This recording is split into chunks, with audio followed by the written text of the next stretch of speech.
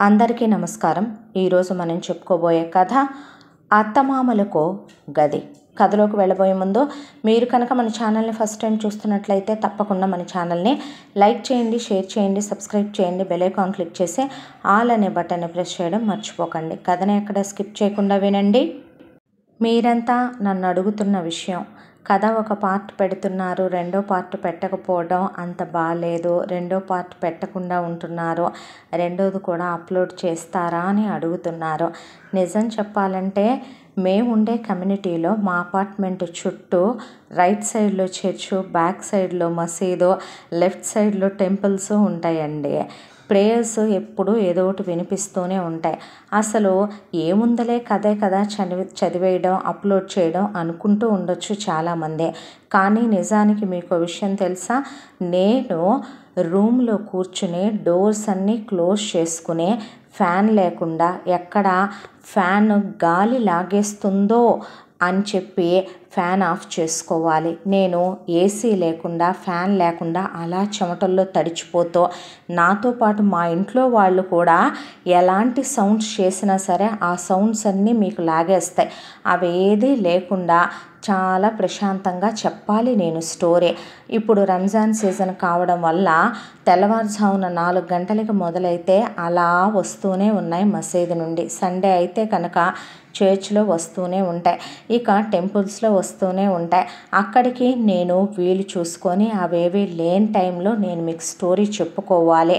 ఆ స్టోరీ చెప్పుకొని మీకోసం చాలా కష్టపడి చెమటలో తడిచిపోతున్నాను ఒక విధంగా చెప్పాలంటే. నేను అసలు ఒక టీవీ కానీ, ఎలాంటి చిన్న ట్యాప్ సౌండ్ కానీ, సింక్లో ఏ చిన్న సౌండ్ వచ్చినా సరే మీకు లాగేస్తుంది, వాటర్ సౌండ్ అయినా. అవేవి లేకుండా చాలా జాగ్రత్తగా మీ దాకా కథనే తీసుకొస్తున్నానండి. అంతేకాని పెట్టకూడదని కాదు, నాకు వీలైనంత వరకు టైం టు టైం అప్లోడ్స్ చేయాలనే ఉంటుంది.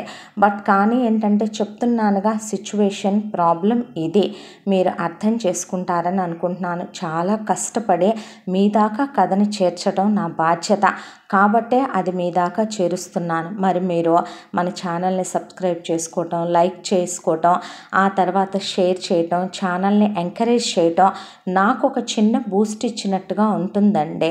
మీరు అవన్నీ చేస్తే ఛానల్కి మంచి రీచ్ వస్తుంది. ఇది మీ అందరూ తలా చెయ్యేస్తేనే ఎదిగిన ఛానల్ కదా. మీ ఎంకరేజ్మెంట్ అందిస్తారనే ఆశతో కథని ఎక్కడ స్కిప్ చేయకుండా వినండి. మరి కథలోకి వెళ్ళిపోదామా. మంజుల, సుదర్శన్ దంపతులు పల్లెటూరు నుండి సిటీకి వచ్చి స్థిరపడ్డారు. సుదర్శన్ది ప్రైవేట్ కంపెనీలో చాలా చిన్న ఉద్యోగం, మంజుల గృహిణిగానే ఉంటుంది. అయితే సుదర్శన్కి వచ్చే ఆ చిన్నపాటి జీతంలోనే వీళ్ళిద్దరూ భార్యాభర్తలు జీవితాన్ని నెట్టుకు రావాలి. దానితో పాటు మంజుల గర్భవతి అయ్యి ఒకళ్ళ తర్వాత ఒకళ్ళని 3 మగపిల్లల్ని, పెద్దవాడి పేరు బలరాం, రెండో వాడి పేరు కౌశిక్, మూడో వాడి పేరు జగదీష్ అనే 3 మగపిల్లల్ని కనేసిందే. ఆ తరువాత ఆపరేషన్ చేయించుకుందాం అని అదుగో ఇదిగో అనుకుంటూ ఉండగా బర్త్ కంట్రోల్ ఫెయిల్ అయిపోయి మంజుల మళ్ళీ ప్రెగ్నెంట్ అయింది. అలా ప్రెగ్నెంట్ అయిన మంజుల 4వ కాన్పులో కూతుర్ని ప్రసవించింది. జగతి అని కూతురు పేరు పెట్టారు. ఇలా 4 పిల్లలు. ఈ 4 పిల్లలతో భార్య, సంసారం, జీవితం అనే దాంట్లో ఇలా కాలచక్ర భ్రమణంలో రోజులు గడిచిపోవటం మొదలైందే. మంచులేమి కూతుర్ని ఎక్కువగా, కొడుకుల్ని తక్కువగా, కొడుకుల్ని ఎక్కువగా, కూతుళ్ళని తక్కువగా చూడదు. కానీ కొడుకుల కన్నా కూతురు మీద కాస్త మక్కువ ఎక్కువ ఉంటుంది. చిన్నప్పటి నుంచి పిల్లల్నేమి వీధి బళ్ళల్లో, గవర్నమెంట్ స్కూళ్ళల్లో వేసి చదివించలేదు. కానీ చిన్నపాటి కాన్వెంటుల్లో తక్కువ ఫీజుల్లో అయిపోయేలాగా చదువుని చెప్పించుకొచ్చేశారు భార్యాభర్త. సుదర్శన్కి అత్తమామల ద్వారా, అమ్మా నాన్నల ద్వారా అందినటువంటి ఆస్తి అంటూ చెప్పుకోవటానికి ఒక్క రూపాయి కూడా లేదు. కాబట్టి ఆయన కష్టార్జితంతోనూ లోన్లు పెట్టుకొని ఎలాగో కింద పడి మీద పడి మొత్తానికి పిల్లలకి 10 ఏళ్ళు వచ్చేపాటికి సంపాదించుకుంది ఏదైనా ఉందంటే ఒక హాలు, 3 బెడ్రూములు, ఒక కిచెన్తో ఉన్నటువంటి ఒక ఇండివిజువల్ హౌస్ని సంపాదించగలిగాడు. దానికి లోన్లు కట్టుకుంటూ పిల్లల్ని చదివించుకుంటూ వచ్చేపాటికి ఇంటి ఖర్చులతో తలప్రాణం తోక్కొచ్చేదే. మంజులేమి పొద్దున పూట 4 రకాల టిఫిన్లు, మధ్యాహ్నం 4 రకాల వంటకాలు ఏమీ చేయతులే. కానీ పొద్దున్నే ఒక రకం టిఫిన్ చేస్తుంది. ఆ తర్వాత పిల్లలకి అందరికీ కలిపి ఒకే రకం కూర వండేస్తుంది. భార్యాభర్తలు మాత్రం ఆయన మధ్యాహ్నం ఆఫీసు నుండి వస్తాడు కాబట్టి వేడివేడిగా భర్త కోసం భోజనం వండి పెట్టుకుంటుంది. ఆ తర్వాత సాయంకాలం పిల్లలు వస్తే ఇక రేషన్ బియ్యంతో వండినటువంటి ముడుకులో లేదంటే చెక్కలో ఏదో ఒకటి కాసిన పెట్టేసి కూర్చొని చదువుకోమంటది. సుదర్శన్ వరకు వేడివేడిగా పునుగులో బజ్జీలో గారెలో వేసి పెట్టుకుంటుంది. రాత్రికి పిల్లలందరికీ కలిపి పొద్దున పూట అన్నం మిగిలితే అది, లేదంటే కనుక కాసిన బియ్యం కడిగి పెట్టి ఏదో ఒక రైస్ లాగా చేసేసి తాలింపు పెట్టేసి తలా కొంచెం పెట్టి ఆయన వరకు మాత్రం కమ్మగా ఏదో ఒక నాన్ వెజ్తో భోజనం వండి పెట్టుకుంటుంది. పిల్లలు ఎదిగే కొద్దీ మగపిల్లలు ముగ్గురు ఒక గదిలో ఉంటే కూతురు నేను మెచ్యూర్ అయ్యాను, అన్నయ్యలతో పాటు ఎలా ఉంటాను అని కూతురు వేరే గదిలో ఉండటం మొదలుపెట్టింది. మంజుల, సుదర్శన్ ఒక గదిలో ఉండేవాళ్ళు. ప్రతి గదిలోనూ ఏసీ ఉందే. వాళ్ళకు వచ్చినటువంటి లోటేమీ లేదు. తినటానికి ఉండటానికి ఆ వచ్చే జీతంతో వాళ్ళ జీవితాలు బాగానే గడిచిపోతున్నాయి. మీరు ఎప్పుడు రిటైర్మెంట్ తీసుకుంటారో ఏమో అనే మంజుల రోజుకొకసారైనా సుదర్శన్ అంటే పిల్లల చదువులు అవనివ్వు, పిల్లల్ని ఎక్కిరానివ్వు, వాళ్ళకు ఉద్యోగాలు ఇచ్చి వాళ్ళ కాళ్ళ మీద వాళ్ళని ఆధారపడినివ్వు, ఖచ్చితంగా తీసుకుంటాను అనేవాడు ఆయన. ఇలా రోజులు గడిచిపోతూ ఉండగా పిల్లలు ఎవరికి వాళ్ళే ఇండివిజువల్గా వాళ్ళ గురించి వాళ్ళు ఆలోచించుకోవాల్సిందే తప్ప పిల్లల జీవితాలు అలా ఉండాలి, ఇలా ఉండాలి, అలా తీర్చిదిద్దేయాలి, ఇలా తీర్చిదిద్దేయాలి, మీరు సొసైటీలో ఇలా తయారవ్వాలి, మీకంటూ ఒక ఐడెంటిటీ ఉండాలి, మీకంటూ మీరు ఏదో ఒకటి సాధించాలని చెప్పే అమ్మా నాన్నలు వీళ్ళిద్దరూ కాదు.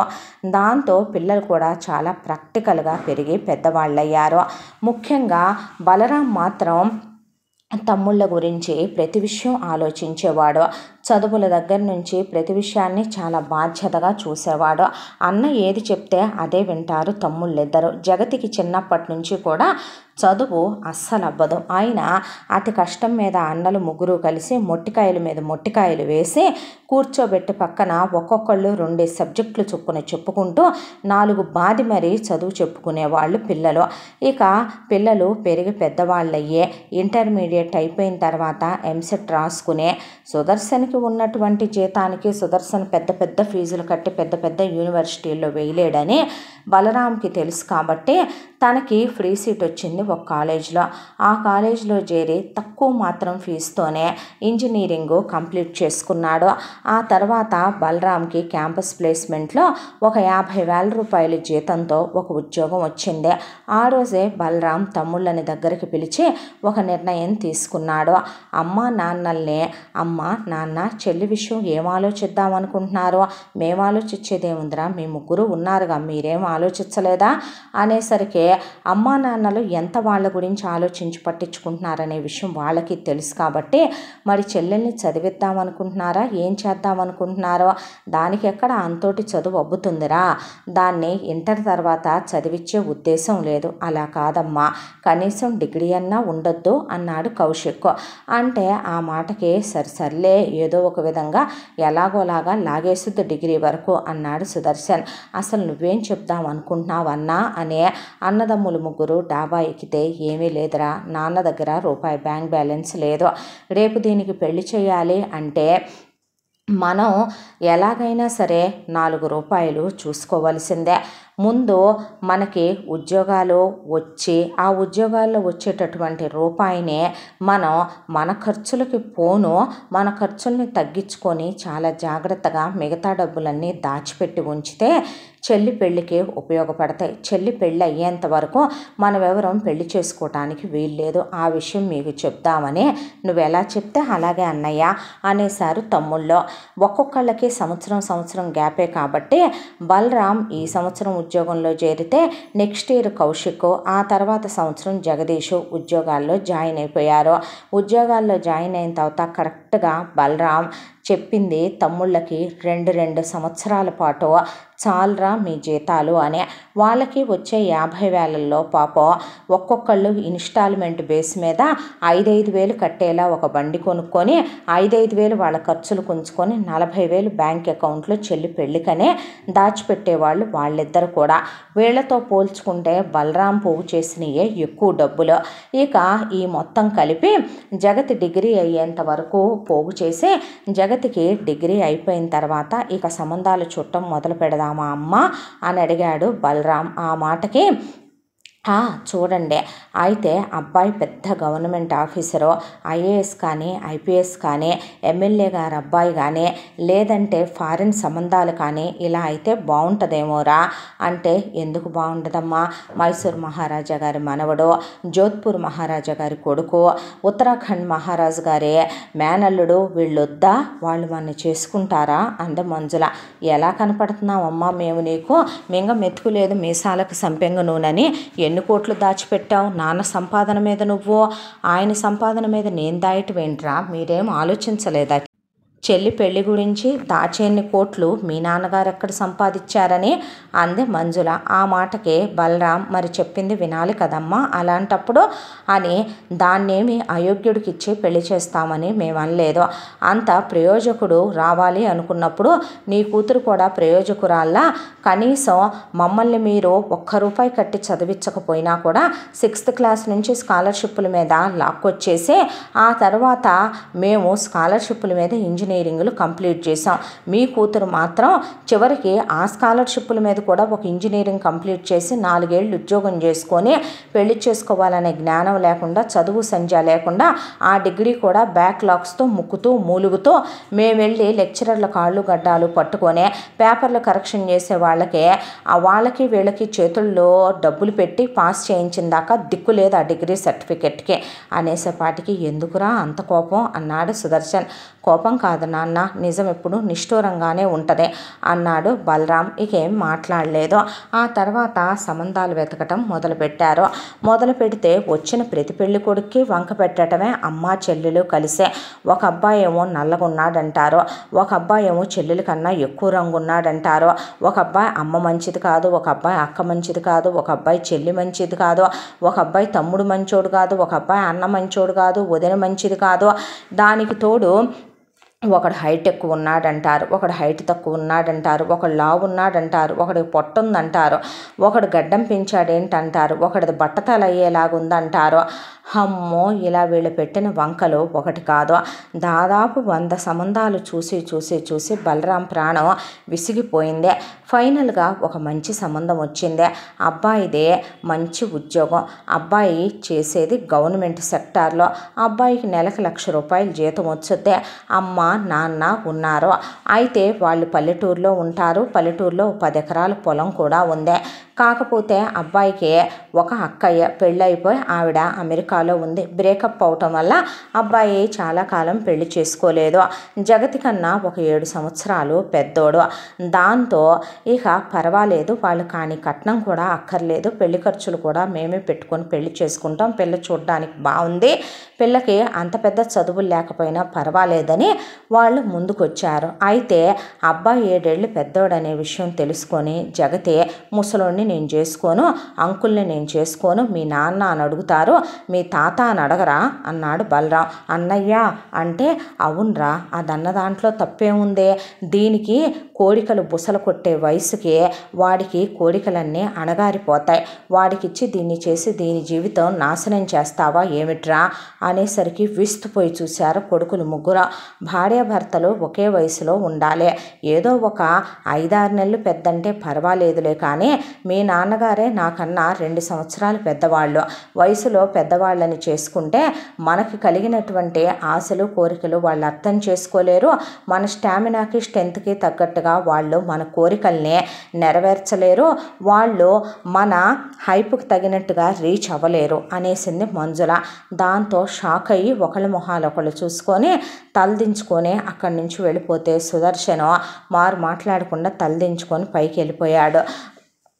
పైకి వెళ్ళిపోయి పైన కూర్చొని ఆలోచించుకుంటున్న తండ్రిని చూసి ఏం మాట్లాడాలో అర్థం కాక కొడుకులు బయటికి వెళ్ళి ఇప్పుడు ఏం చేయాలన్నయ్య అనుకుంటే ఏముంది మళ్ళీ వెతకటమే సంబంధాలు అని సంబంధాలు వెతకటం మొదలు పెడితే ఈసారి ఒక సంబంధం వచ్చింది. అబ్బాయి జగతి కన్నా 2 ఏళ్ళు పెద్దోడు. అబ్బాయి పేరు సురేష్. చాలా మంచోడు. యుఎస్లో ఉంటాడు. అబ్బాయి వాళ్ళ అమ్మా నాన్న ఇండియాలో ఉంటారు. అన్నదమ్ములు అక్క చెల్లెళ్ళు ఎవరూ లేరు. ఆ అబ్బాయితో పర్సనల్గా మాట్లాడాడు బలరాం. అయితే ఆ అబ్బాయికి తను బీటెక్లో ఉండగా ఒక అమ్మాయిని ప్రేమించి ఆ అబ్బాయి పెళ్లి చేసుకున్నాడు. పెళ్లి చేసుకుంటే ఆ అమ్మాయి కర్మ కాలిపోయి పెళ్ళైన 6 నెలలకే యాక్సిడెంట్లో చనిపోయింది.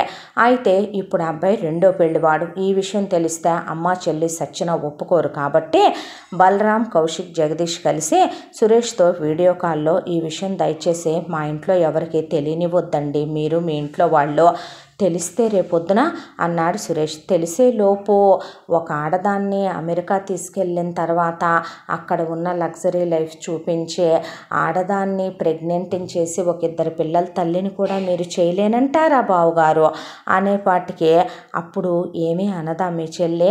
అబ్బెబ్బే మా చెల్లి అంతా మా అమ్మ పోలికండి, మాకు తెలుసుగా, అంత తొందరగా రివర్స్ అయ్యే రకమేం కాదులేండి అనేసేపాటికి సరేనన్నాడు సురేష్. వాళ్ళ ఇంట్లో వాళ్ళకి చెప్పి ఇండియా వచ్చాడు. వచ్చిన తర్వాత పెళ్లి చూపులకు వస్తే 2 ఏళ్ళు పెద్ద అంది మంజుల. అంటే 2 సంవత్సరాలు పెద్దంటే అంది జగతే. సరేనమ్మా, అయితే ఓ పని చేస్తాం, మేము ముగ్గురం వదిలిపడేస్తాం, అసలు మాకు ఏ బాధ్యతలు తీసుకోవాల్సిన అవసరం లేదు కాబట్టి మేము మాకెవరో ఒకళ్ళు గంతకు దగ్గ బొంతలు దొరుకుతారు కాబట్టి ఇప్పటికే మీరు పెళ్లి చేసుకోవట్లేదేంట్రా పనికి మాలిన సన్నాసులారా చెల్లెల కోసం అని అడుగుతున్నారు. మాకు దొరికిన వాళ్ళు మేము చేసుకొని పోయి వేరు కాపురాలు పెట్టుకొని మా బతుకులు మేము బతుకుతాము, నువ్వు నీ కూతురు ఏడబడి సస్తారో సావండి అన్నాడు బలరాం. ఆ మాటకే అమ్మో వద్దొద్దు, ఇప్పటికే నా ఫ్రెండ్స్ అందరికీ పెళ్ళిళ్ళు అయిపోయినాయి, కన్నెచ్చరు వేడకుండా ఇంకా నేను ఉండలేనన్నయ్యా అనేసరికి ఉషో అనుకున్నారు 2 అన్నలు. అయితే చేసుకుంటావేమే? చేసుకుంటాలేమ్మా, పర్వాలేదులే, అమెరికా అంటున్నారుగా, చదువుకున్నాడు అంటున్నారుగా అని మూతి 33 వంకర్లు తిప్పింది జగతే. అయితే సురేష్ వాళ్ళు కట్న కానుకలు వద్దన్నా బలరాం అప్పటి వరకు దాచిన డబ్బులు పెట్టి చెల్లెల్ని ఏమీ ఇవ్వకుండా పంపించడం సంస్కారం కాదని ఆ డబ్బులతో బంగారం చేయించి ఆ బంగారం ఇచ్చి చెల్లెలకి బట్టలు అవి కొని పెళ్లి ఖర్చులు అవి వాళ్లే పెట్టుకున్నారు కాబట్టి ఉన్నంతలో ఘనంగానే అన్నింటినీ సమకూర్చి చెల్లెల్ని పెళ్లి చేసి అమెరికా పంపించేశారు. ఆ తర్వాత వెళ్ళగానే 3 నెలలు తిరగకుండా చెల్లెలు 3 నెలల గర్భవతి. దాంతో ఇక అమ్మ నాన్నని ఇండియా నుంచి పంపించమంటావేంటే అని అడిగితే బలరాం ఆ మాటకి అమ్మని ఒకసారి ఫోన్లో మాట్లాడమని అన్నయ్య అన్న తర్వాత ఏంటే అంది మంజుల. నువ్వు రా, మా టికెట్ వేస్ట్, నాన్నొద్దు అనేసరికి పిచ్చ తిట్లు తిట్టకుండా తిట్టి జగతిని ఫోన్ పెట్టేసింది మంజుల. అత్తగారు వాళ్ళని రమ్మనమని జగతి ఫోన్ చేసుకొని ఎలాగోలా బతిమలాడుకుని మొత్తానికి మొదటి కాన్పు అయిపోయి బాబు పుట్టాడు. ఆ తర్వాత సురేష్కి 2వ పెళ్ళని తెలిసినా సరే జగత్ అక్కడున్న లగ్జరీలకి, సురేష్కి వచ్చే జీతానికి, అమెరికా లైఫ్కి, అక్కడ సొంత ఇల్లు, కారు, పిల్లాడు, మొగుడు, అట్టహాసాలు, ఊళ్ళో సురేష్కున్న ప్రాపర్టీలు ఇవన్నీ చూసే పైగా సురేష్ అందంగా ఉంటాడు, చదువుకున్నాడు, ప్రతి రాత్రి వసంతరాత్రిలా గడిచిపోయే జీవితం, కొట్టడు తిట్టడు, చెడు అలవాట్లు లేవు, అనవసరంగా తన విస్తరలో తనే ఉమ్ముకోవటం ఎందుకు అనేంత తెలివైంది కాబట్టి బలరాం అంచనాలు తగ్గకుండా జగతి కాంప్రమైజ్ అయిపోయి ఆ విషయం చివరికి మంజులకు కూడా ఫోన్ చేసి చెప్పకుండా కాంప్రమైజ్ అయిపోయి తన లైఫ్ని తను లాగిచ్చేయటం మొదలుపెట్టింది. ఈలోపు మళ్ళీ అన్నదమ్ములు అసెంబ్లీ అయ్యారు. ఇక మనం పెళ్లి చేసుకోవాలిరా అన్నాడు బలరాం. అంటే మనమా అన్నా?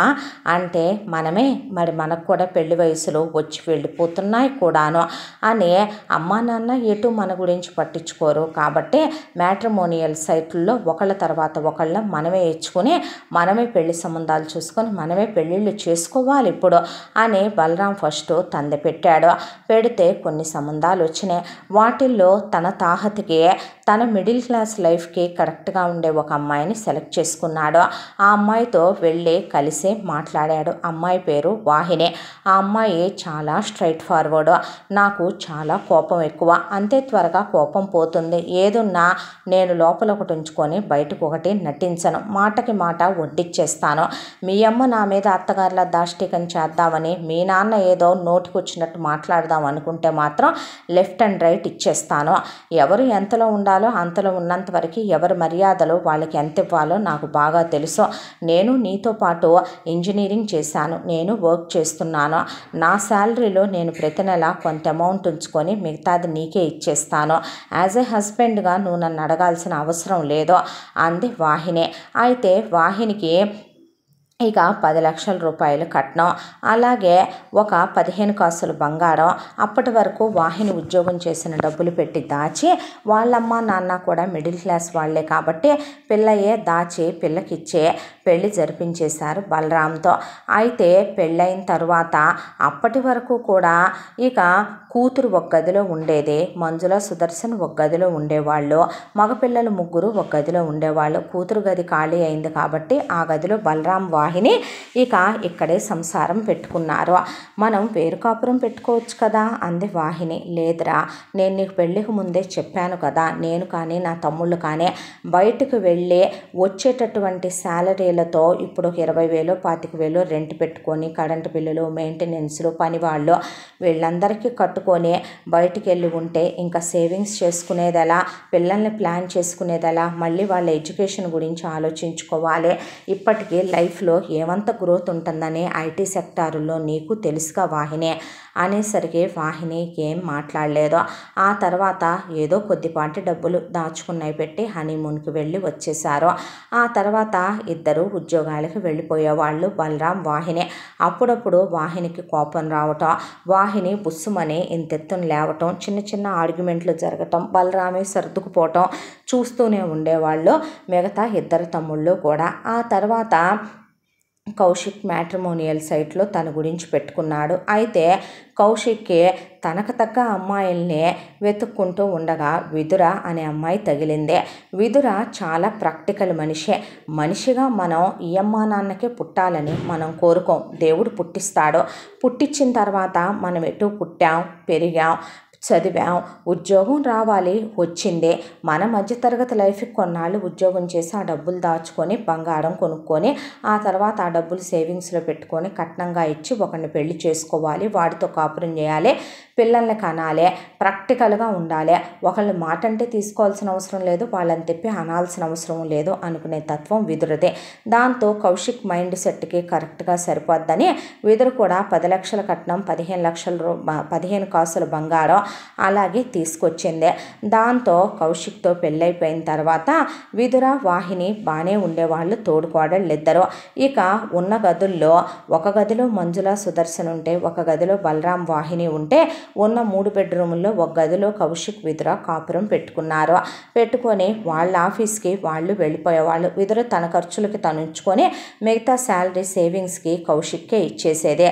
కౌశిక్, విదుర, వాహిని ముగ్గురు కూడా బలరాము అంతా ఉమ్మడి మీద సేవింగ్స్ చేస్తాడు కాబట్టి బలరాంకి ఇచ్చేస్తారు. ఎవరు లెక్కలేంటని బలరాంని అడగరు. అయితే పెద్దబ్బాయి పెళ్ళప్పుడు నువ్వు రిటైర్మెంట్ తీసుకోవచ్చుగా, వాడికి ఉద్యోగం వచ్చిందిగా అని మొదలుపెట్టింది మంజుల. అయితే పెద్దాడికి ఉద్యోగం వచ్చినప్పుడు, రెండో వాడికి ఉద్యోగం వచ్చినప్పుడు, మూడో వాడికి వచ్చినప్పుడు రిటైర్మెంట్ తీసుకోవచ్చుగా అని అడిగితే అమ్మాయి పెళ్లి కోసం సేవింగ్స్ చేస్తున్నారు కదే అన్నాడు. కూతురు పెళ్ళైపోయిన తర్వాత ఇప్పుడు తీసుకోవచ్చుగా అని అడిగింది మంజుల. వాళ్ళు పెళ్ళిళ్ళు చేసుకుంటున్నారు కదే అంటే, మరి ఇంకెప్పుడు తీసుకుంటావు, మూడో వాడి పెళ్ళైపోయిన తర్వాత తీసుకుంటానులే అన్నాడు సుదర్శనం. ఆ తర్వాత ఇక కౌశిక్ విదురకి ఆర్గ్యుమెంట్లు డిస్కషన్లు ఏమీ రావు. అనవసరంగా విదుర ఒకళ్ళ జోలికి వెళ్ళదు, తనేంటో తన పనేంటో చూసుకుంటుంది. అనవసరంగా అత్తగారి దగ్గర కూర్చొని ముచ్చట్లు చెప్పటమో, మామగారి దగ్గర కూర్చొని సరసాలు ఆడటమో, లేదంటే కనుక అనవసరమైన విషయాల్లో ఇంటర్ఫేర్ అవటమో తనకు నచ్చదు. తనేంటో తన పనేంటో తన మొగుడేంటో అంతవరకే. తోడుకోడలతో పలకరిస్తే చక్కగా పలకరించుద్ది, అంతకు మించి బావగారు మరిది పలకరించినా చక్కగా పలకరించుద్ది. అంతవరకే వాళ్ళ లైఫ్ అలా గడిచిపోతుంది. అయితే ఇక జగదీష్ విషయానికి వచ్చి జగదీష్ తనతో పాటు ఆఫీసులో కొలీగ్గా పనిచేస్తున్నటువంటి ప్రవల్లికనే ఎప్పటి నుంచో ఇష్టపడుతున్నాడు. ప్రవల్లిక కూడా వాహిని, విదుర వాళ్ళలాగా మిడిల్ క్లాస్లో పుట్టి పెరిగిన అమ్మాయే. ఎలాగైతే కనుక వీళ్ళు ఉద్యోగాలు చేస్తూ జీతాలు దాచుకుని పెళ్లి చేసుకున్నారో అలాంటి ఫ్యామిలీలో నుంచి వచ్చే పెళ్ళే. ప్రవల్లిక వాళ్ళ ఇంట్లో జగదీష్ విషయం చెప్తే వాళ్ళు ఓకే అన్నారు. అయితే ఆ తర్వాత ప్రవల్లిక విషయాన్ని బలరాంకి, కౌశిక్కి చెప్పాడు జగదీష్. ఇన్నాళ్ళుగా చెప్పలేదేమిరా అని బలరాం అడిగితే, మీ ఇద్దరు పెళ్ళిళ్ళు అవ్వకుండా నేను చెప్పినా కరెక్ట్ కాదలే అన్నా అనేశాడు. ఆ తర్వాత మంజుల సుదర్శన్కి చెప్పి జగదీష్ ప్రవల్లికని పెళ్లి చేసుకున్నాడు. ప్రవల్లిక కూడా 10 లక్షల కట్నంతో 15 కాసుల బంగారంతో బీటెక్ చదివి ఒక ఉద్యోగంతో సేమ్ మొగుడు ఆఫీసులోనే ఉద్యోగం కాబట్టి అలా శుభ్రంగా పెళ్లి చేసుకొని అత్తారింట్లో కోడలుగా అడుగుపెట్టింది. ముగ్గురు కోడళ్ళు హనీమూన్లు అయిపోయిన తర్వాత వాళ్ళ కాపురాలు, వాళ్ళ ఉద్యోగాలు, వాళ్ళ గొడవలు వాళ్ళవే. జగదీష్, ప్రవల్లిక కూడా శాలరీలో కొంత వాళ్ళ ఖర్చులు కుంచుకొని బలరాంకే ఇచ్చేస్తారు. ఇక సేవింగ్స్ విషయం బలరామే చూసుకుంటాడు. ప్రవల్లిక వాహినిలాగా నోరెక్కువ ఉన్న పిల్ల కాదు, విదురలాగా ప్రాక్టికల్ మనిషి కాదు, తెలివైందే. అలాగని అల్లరి చిల్లర వ్యవహారం కాదు. ఏదైనా విషయం ఉంటే దాని గురించే కూలంకషంగా ఆలోచిస్తుంది. తొందరపడి మాట్లాడదు, కనపడకుండా విదుర్లా సెటైర్లు వేయదు. కాబట్టి ఇక ఇంటి పరిస్థితికి తగ్గట్టుగా ఒదిగిపోయి తోడుకోడలతో బాగుండేది. అత్తమామలతో సఖ్యతగా ఉండేది. భర్తతో చాలా ప్రేమగా ఉండేది. వాళ్ళేంటో వాళ్ళ జీవితం ఏంటో వాళ్ళు తప్ప ఒకళ్ళ విషయాలు పట్టించుకునే వాళ్ళు కాదు జగదీష్, ప్రవల్లిక. ఇలా రోజులు గడిచిపోతున్నాయి. ఇక మంజుల, సుదర్శను జగదీష్ పెళ్ళైన తర్వాత 3 బెడ్రూమ్లు ఫిల్ అయిపోయాయి కాబట్టి ఒకదానిలో పెద్ద కొడుకు కోళ్ళు, ఒకదానిలో రెండో కొడుకు కోళ్ళు, ఒకదానిలో మూడో కొడుకు కోళ్ళు. వీళ్ళు హాల్లోకి రావాల్సి వచ్చిందే. బలరాము వీళ్ళకి ఇప్పుడు ఏసీ లేదు కాబట్టి హాల్లో ఫ్యాన్ ఉన్న 2 ఫోల్డబుల్ మంచాలు తీసుకొచ్చి ఆ మంచాలు వేసి వీళ్ళ కోసం ఒక కూలర్ కొనుక్కొచ్చాడు. కూలర్ కొనుక్కొచ్చి మీరు హాల్లోనే ఉండండి అమ్మా, ఇక్కడే ఉంటే ప్రశాంతంగా ఉంటుంది, మీకు టీవీ కూడా చూసుకుంటూ ఉండొచ్చు అని చెప్పాడు. చెప్తే ఏమీ మాట్లాడలేదు మంజుల, సుదర్శన్. అయితే అప్పటి వరకు అమ్మా నాన్నల మధ్య ఏ గొడవలు లేవు, ఏ అభ్యంతరాలు లేవు, ఏ గోలలు లేవు. ఆ తర్వాత రోజు నుంచే ఇక అమ్మా నాన్నల మధ్య గొడవలు, ఎడమొహం పెడమొహాలు.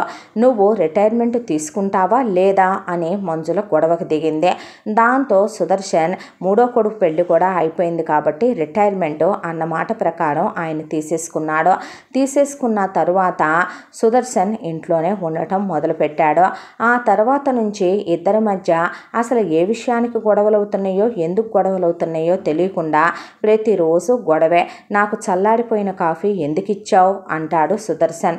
నీ మొహానికి అవి చాలే, వేడివేడి కాఫీ ఇచ్చినంత మాత్రాన ఇప్పుడు కానీ అన్నీ జరిగిపోతాయి ఆ బతుకుల్లో అంటది మంజుల. ఏంటిదంతా అనేది పిల్లలకు కానీ కోడళ్ళకు కానీ అస్సలు అర్థమయ్యేది కాదు.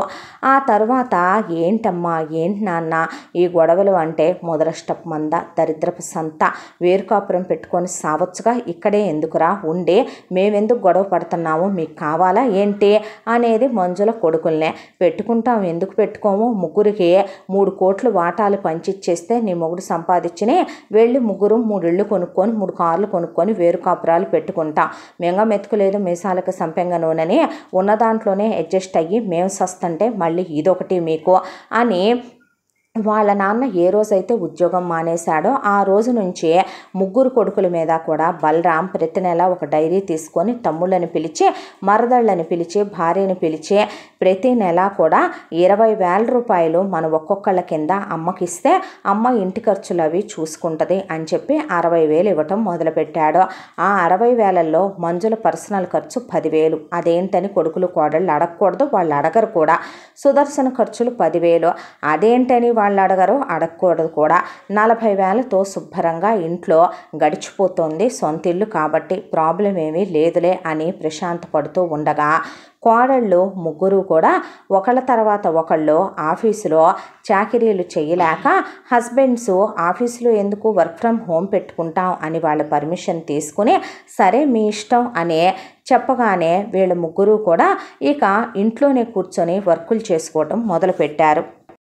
ముందు గొడవ పడే అమ్మా నాన్నలు ఎందుకు సడన్గా గొడవ పడటం ఆపేశారో అర్థం అవ్వలేదు అన్నదమ్ములు ముగ్గురికి, కోడళ్ళు ముగ్గురికి కూడా. ఆ తర్వాత మళ్ళీ కోడళ్ళు వర్క్ ఫ్రమ్ హోమ్ ఉంటున్న దగ్గర నుంచి మళ్ళీ భార్యాభర్తలు అయిన దానికి కాని దానికి గొడవలు పడటం మొదలుపెట్టారు. మళ్ళీ ఇప్పుడు ఎందుకు గొడవలు పడుతున్నారో అదే అర్థం కాల. ఒకరోజు వాహిని తలనొప్పిగా ఉందని చెప్పి పొద్దున్నే పెట్టిన కాఫీ ఎటూ ఉంటాయి ఫ్రిడ్జ్లో ఎప్పుడు. తోడికోడళ్ళు ఎటు తమ తమ గదుల్లో వర్కులు చేసుకుంటున్నారు కాబట్టి వెళ్ళి అత్తయ్య కొంచెం కాఫీ వేడి చేసి ఇవ్వరా అని అడిగింది వాహిని. ఏ నీ చేతులు ఏమయ్యాయి అమ్మాయి, నువ్వు వేడి చేసుకోలేవా? నేను ఇంట్లో అందరికీ వంట మనిషిని పని మనిషిని అనుకుంటున్నారా ఏంటి? ఎలా కనపడుతున్నాను నేను? వెధవ సంత, వెధవగోల, దరిద్రపు మంద, దరిద్రపు గోల అని మంజుల అక్కడి నుంచి లేచి వెళ్ళిపోయింది. నాకు ఓపిక లేదు, నువ్వు చేసుకోమ్మా అంటే అయిపోద్దిగా, ఎందుకు ఇలా మురుగుతోంది ఈవిడ నా మీద, నేనేమన్నానని అని వాహినికి అర్థం కాక కాఫీ వేడి చేసుకుని తోడుకోడళ్ళిద్దరికి కూడా పోసుకుని మెల్లగా డోర్ కొట్టి వాళ్ళిద్దరికీ చెరో 4 బిస్కెట్లు కాఫీ ఇచ్చేసి కాసిన చల్లటి మంచినీళ్ళు ఇచ్చి తన గదిలోకి తను వెళ్ళిపోయింది. పైకి భర్తలకి చెప్పుకోకపోయినా నరకంగా ఉంటుంది కోడలికి, ముగ్గురికి కోడళ్ళకి ఇంట్లో. ఇక అలా మొగుళ్ళు వెళ్ళిపోగానే లాగిన్ అయ్యి ఏదో ఒక వీడియో కాల్ మాట్లాడుతున్నప్పుడో ఏదో ఒక మీటింగ్ ఉన్నప్పుడో అత్త మామ మీదో మామ అత్త మీదో నువ్వు నోరుము అంటే నీకు నోరుందే, చెంప పగులుద్దంటే నీకు చెంప ఉంది, ఏళ్ళు రాగానే సరే అంటే నీకు రాలేదా ఏళ్ళు, మనిషివా దున్నపోతువా అంటే అదే మాట నేను అనగలను. ఇలా వీళ్ళు మాట్లాడుకునే మాటలు హై పిచ్ వాయిస్తో వాళ్ళకి లోపలికి వినపడుతున్నాయి. దాంతో చాలా ప్రాబ్లమాటిక్గా పాపం ఎర్ర టెండర్లో పైన కూర్చొని మరి ఎలాగోలాగా కంప్లీట్ చేసుకొచ్చేస్తున్నారు ఆఫీస్ వర్కులు. ఇక ఒక రోజున 6 పైన అసెంబ్లీ అయ్యారు. మీ అమ్మకి మీ నాన్నకి పిచ్చా ఏమిట్రా, పిచ్చేమైనా పట్టిందా నాకు అర్థం కావట్లేదు, తెక్కేమైనా ఎక్కిందా వీళ్ళకి, లేకపోతే ఏమన్నా చాదస్తాలు పట్టి కొట్టుకుంటున్నారా, అసలు ఏ విషయం గురించి గొడవ పడుతున్నారా మీ అమ్మ నాన్న, ఏమన్నా చిన్నపిల్లలు కొత్తగా పెళ్ళైన జంట అనుకుంటున్నారా ఏంటి, నాకు అర్థం కావటం లేదు. ప్రతిదానికి మీ అమ్మ కాఫీ వేడిగా తేలేదంటాడు మీ నాన్న, వేడిగా తెచ్చినా చల్లగా తెచ్చినా నీకు పెద్ద ఉపయోగం ఏముందిలే అంటది మీ అమ్మ. టిఫిన్లు తీసుకొచ్చి మొహాల మీద కొట్టుద్ది, ప్లేట్లు తెచ్చి మొహాల మీద కొట్టుద్ది, కూరలు మాడిపోతాయి, కూరల్లో ఉప్పు కారాలు ఎక్కువ పడేసిపోద్ది, ఒక్కోసారి వంట చేయకుండా ముసుగుదాన్ని పడుకుంటుంది, ఒక్కోసారి ఇద్దరు టీవీ రిమోట్ దగ్గర పోట్లాడుకుంటారు, ఫ్యాన్ లైట్ల దగ్గర పోట్లాడుకుంటారు. అసలు ఏంట్రా ఈ విషయాలన్నీ, ఏం జరుగుతుంది ఈ కొంపలో అనేసరికి విదుర ఏముందక్క, పిచ్చి కుక్క ఉంటుంది కదా, మొడిగింది పిచ్చి కుక్క అడిసింది అనుకొని సరిపెట్టుకోవాల్సిందే, అంతకు మించి మన ఇంతోటి మధ్యతరగతి బతుకుల్లో ఏం చేయగలంలే మనం, ఎవరు నేను కుక్క అందే అన్నాడు కౌశిక్. అన్నా తెలిసి కూడా ఎందుకు వదిన్ని కెలుగుతావు నువ్వు అన్నాడు జగదీష్. అది కాదురా, అమ్మనే అందని నాన్ననే అందని అర్థమైందిగా అన్నా, ఊరుకో, అసలే వాళ్ళు ఫైర్ మీద ఉన్నారు అంటారే కానీ అసలు ఏ విషయంగా మీ అమ్మగారు అలా ఉంటున్నారో, పెద్ద అక్క వచ్చాక బాగానే ఉన్నారు, రెండో అక్క వచ్చాక బాగానే ఉన్నారు, నేను వచ్చాకే అలా ఉంటున్నారంటే నేను వాళ్ళు అనుకున్నంత ఎక్స్పెక్ట్ చేసినంత కట్నం తేలేదేమో, వీళ్ళిద్దరు నచ్చిన కోడళ్ళు నేను నచ్చని కోడలనేమో, అందుకే ఇలా ఉంటున్నారేమోనని పెదవి విరిచేసి కళ్ళు నొక్కేసుకుంది ప్రవల్లిక. ఉన్నాయి చాలవని నువ్వే అంటే అన్నాడు జగదీష్. ఏమో మరి పైకి మీరు అలా అంటున్నారే కానీ మేము ఏ రోజు ప్రశాంతంగా మాత్రం ఉండట్లేదురా, ఆల్రెడీ వాహినక్కకి బీపీ వచ్చేసి బీపీ ట్యాబ్లెట్లు మింగుతుంది, ఇదెప్పటి నుంచే అన్నాడు బలరాం. మీ అమ్మను కొట్టలేక మీ నాన్నని తిట్టలేక పిచ్చెక్కిపోయి మాకు ఆఫీసులు వర్కులు చేసుకుంటుంటే వీళ్ళ రచ్చకి వీళ్ళ రగడకి వీళ్ళ వాయిస్లు మాకు లోపలికి వచ్చే మనశ్శాంతి ప్రశాంతత లేక ఏం చేయమంటావు మరి నాకు చెప్పనైనా చెప్పలేదే, అందుకే నేను పెద్దగా అరవద్దంట, నేను పెద్ద విషయాలు ఆలోచించొద్దంట, మనకి ఇంకా పిల్లలు కూడా పుట్టలేదే, నువ్వు ఇప్పుడే బీపీలు షుగర్లు తెచ్చుకొని ట్యాబ్లెట్లు మింగితే ఎలారా అన్నాడు బలరాం. దానికి కూడా ఖర్చు అవుద్దని ఆలోచించుకుంటావు నువ్వొకడివే అనేసింది వాహిని. ఇలా పెద్దగా మాట్లాడకే దెయ్యం అన్నాడు బలరాం. పైకి కనపట్లేదు కానీ బావా, రెండో అక్క రాత్రంతా నిద్రపోటల్లా, దాంతో చూసావా కళ్ళ చుట్టూ డార్క్ సర్కిల్స్, మొహం నిండా యాక్నే, జుట్టు ఊడిపోతుంది, ఎలా తయారైందో చూసావా విదురక్క అంది ప్రవల్లిక. నీకేం పుట్టిందే అన్నాడు కౌశిక్. పైకి పిచ్చి కుక్కలు ఆ కుక్కలు ఈ కుక్కలని పట్టించుకోనట్టు ఉంటుంది, కానీ వాళ్ళ పుట్టింట్లో ఎప్పుడూ ఇలాంటి వాతావరణంలో పుట్టి పెరగలేదు కదా, ఎంత ప్రాక్టికాలిటీ అని చెప్పినా సరే అత్తయ్య ఎందుకు అట్లా మాట్లాడుతుందో, మమ్మల్ని ఎందుకు తిడుతుందో, మిమ్మల్ని ఎందుకు అలా మాట్లాడుతున్నారో, అత్తయ్య మామయ్య ఇద్దరూ ఎందుకు తిడుతున్నారో, మీరు అయోగ్యులని, మీరు సంపాదనా పరులు కాదని మామయ్య ఎందుకు అంటున్నాడో, వేరు కాపురాలు ఎందుకు పెట్టుకోమంటున్నారో, అత్తయ్య ఎందుకు తిడుతుందో అర్థం కాక రాత్రి నువ్వు నిద్రపోయిన తర్వాత పిచ్చిదానిలాగా అక్క డాబా ఎక్కి అటు ఇటు తిరుగుతుంది. మిట్ట మధ్యాహ్నం ఎర్రటి ఎండలో కూడా తిరిగేసి వస్తుంది. దాంతో సైకలాజికల్గా కొంచెం అక్క కూడా అంత ఇదిగా లేదు బావా అంది ప్రవల్లిక. మా ఇద్దరు గురించి చెప్తావు, నీ గురించి చెప్పవేమే అని అడిగితే దీనికేమైంది అన్నాడు జగదీష్. ఏమవ్వటం ఏంటి పాపం అనకూడదులే, కానీ అది అంటే అన్నామంటారులే, కానీ ఏ మాటకు ఆ మాట చెప్పుకోవాలి. మొన్న వంట మీ అమ్మ చేయనంది అని చెప్పి మేము ముగ్గురమే 3 రకాలు వండేసామురా. వండేసి అక్కడ పెట్టిన తర్వాత మీ అమ్మ వీటిల్లో ఉప్పులు లేవు, కారాలు లేవు, మిమ్మల్ని తగలయ్యా, ఈ కూడా చేత కాకుండా అత్తారిళ్ళకి ఎలా వచ్చారే మీరు అని ఏదేదో మాట్లాడేసింది. ఆ తర్వాత అది నిజంగానే ఆ వంటలు బాగోలేదు కావాలని మళ్ళీ వంట చేద్దామని చెప్పి కూరగాయలు తరుగుతూ క్యారెట్లు తరుగుతున్నాను, బెండకాయలు తరుగుతున్నాను, దాని ఏళ్ళు తరిగేసుకుంది. ఆ తర్వాత పైనుంచి పిండి దించబోయి దాన్ని నెత్తి నిండా పప్పు డబ్బాల్లో ఉన్నాయన్నీ వంపేసుకుంది. అత్తయ్య పెద్దగా అరిచేపాటికి టెన్షన్తో కాలే నూనె బాండి వదిలేసింది. ఒకటి కాదురా నాయన, ఇల్లంతా రగడరగడగా ఉంది. మేమేమైనా పని మనుషుల్ని పెట్టలేదన్నామంట్రా, మేమేమైనా పని వాళ్ళని పెట్టలేదన్నామా, మేమే చేసుకుంటూ వెళ్ళిపోతున్నాంగా. వాషింగ్ మిషన్ కొనలేదేంటి మొగుళ్ళారా, మీరు ముగ్గురు సమర్థులు కాదంట్రా, చేతగాని సన్నాసుల్లారా అని మేము అడిగామా. ఒకవైపున వర్క్ ఫ్రమ్ హోమ్ చేస్తున్నాం, చేస్తూ జీతాలు తీసుకొచ్చి 10,000 మేము ఉంచుకొని మిగతా మీకే ఇచ్చేస్తున్నాం. ఇక మీ అమ్మను వంట చేయమనమని మేము ఏ రోజు అన్నది లేదు. ఆవిడే వెళ్ళుద్దే, ఆవిడే వంట చేస్తానంటదే, ఆవిడే కాఫీలో పంచదార బదులు ఉప్పేసేస్తుంది, పాలు మొత్తం పొంగబెట్టేస్తుంది, ఇల్లంతా కంపు చేసి పెట్టుద్దే, మేమే బట్టలు ఉతుక్కుంటున్నాం. ఆ తర్వాత ఒకళ్ళు బట్టలు ఉతికితే ఒకళ్ళు ఆడేసుకుంటున్నాం, ఒకళ్ళు ఇల్లు ఉడిస్తే ఒకళ్ళు తడిగుడ్డ పెడుతున్నాం, ఒకళ్ళం బాత్రూములు కడుగొస్తే ఒకళ్ళు బయట ఇల్లు గుమ్మాలు కడుక్కొస్తున్నాం. ఇక మీరున్న రోజున మీరు బూజులు దులుపటం, వాటర్ ట్యాంకులు కడగటం, డాబాలు కడగటం, ఇక మీరు షెల్ఫ్లు సర్దటం, డస్టింగులు చేయటం మీరు చేస్తున్నారు. మీ అమ్మా నాన్నని మేమేమైనా అంటున్నామా? టైంకి అన్నీ వండి డైనింగ్ టేబుల్ మీద పెడితే ఇది అలా ఉందే ఇలా ఉందే అని మీ అమ్మ. ఇద్దరు ఒకళ్ళ మొహాల మీద ఒకళ్ళు మొత్తం విసురు కొట్టేసుకున్నారు తెలుసా మొన్న. ఆ విసురు కొట్టుకోవటం ఎక్కడి నుంచి వచ్చింది అనుకుంటున్నారో, ముందు హాల్లో నుంచే బెడ్రూముల్లో దాకా విసురు కొట్టేసుకున్నారు ఇద్దరు. జుట్లు పట్టుకొని కొట్టేసుకున్నారు. అప్పుడే మేము వీడియో కాల్స్ మాట్లాడుతున్నాం. వాళ్ళు మా వైపు అదోలా చూస్తే సారీ చెప్పి లాగౌట్ అయిపోయాం. ఆ తర్వాత అక్కడి నుంచి వీధికి ఎక్కేశారు ఇద్దరు. ఆ తర్వాత డాబా ఎక్కి ఒకళ్ళ మీద ఒకళ్ళు పడి కొట్టేసుకున్నారు. అయిపోయిన తర్వాత 2 గంటలకి దిగొచ్చి మమ్మల్ని నానా మాటలు అనేసి ఇద్దరు చెరో బాత్రూంలోకి వెళ్ళిపోయారు.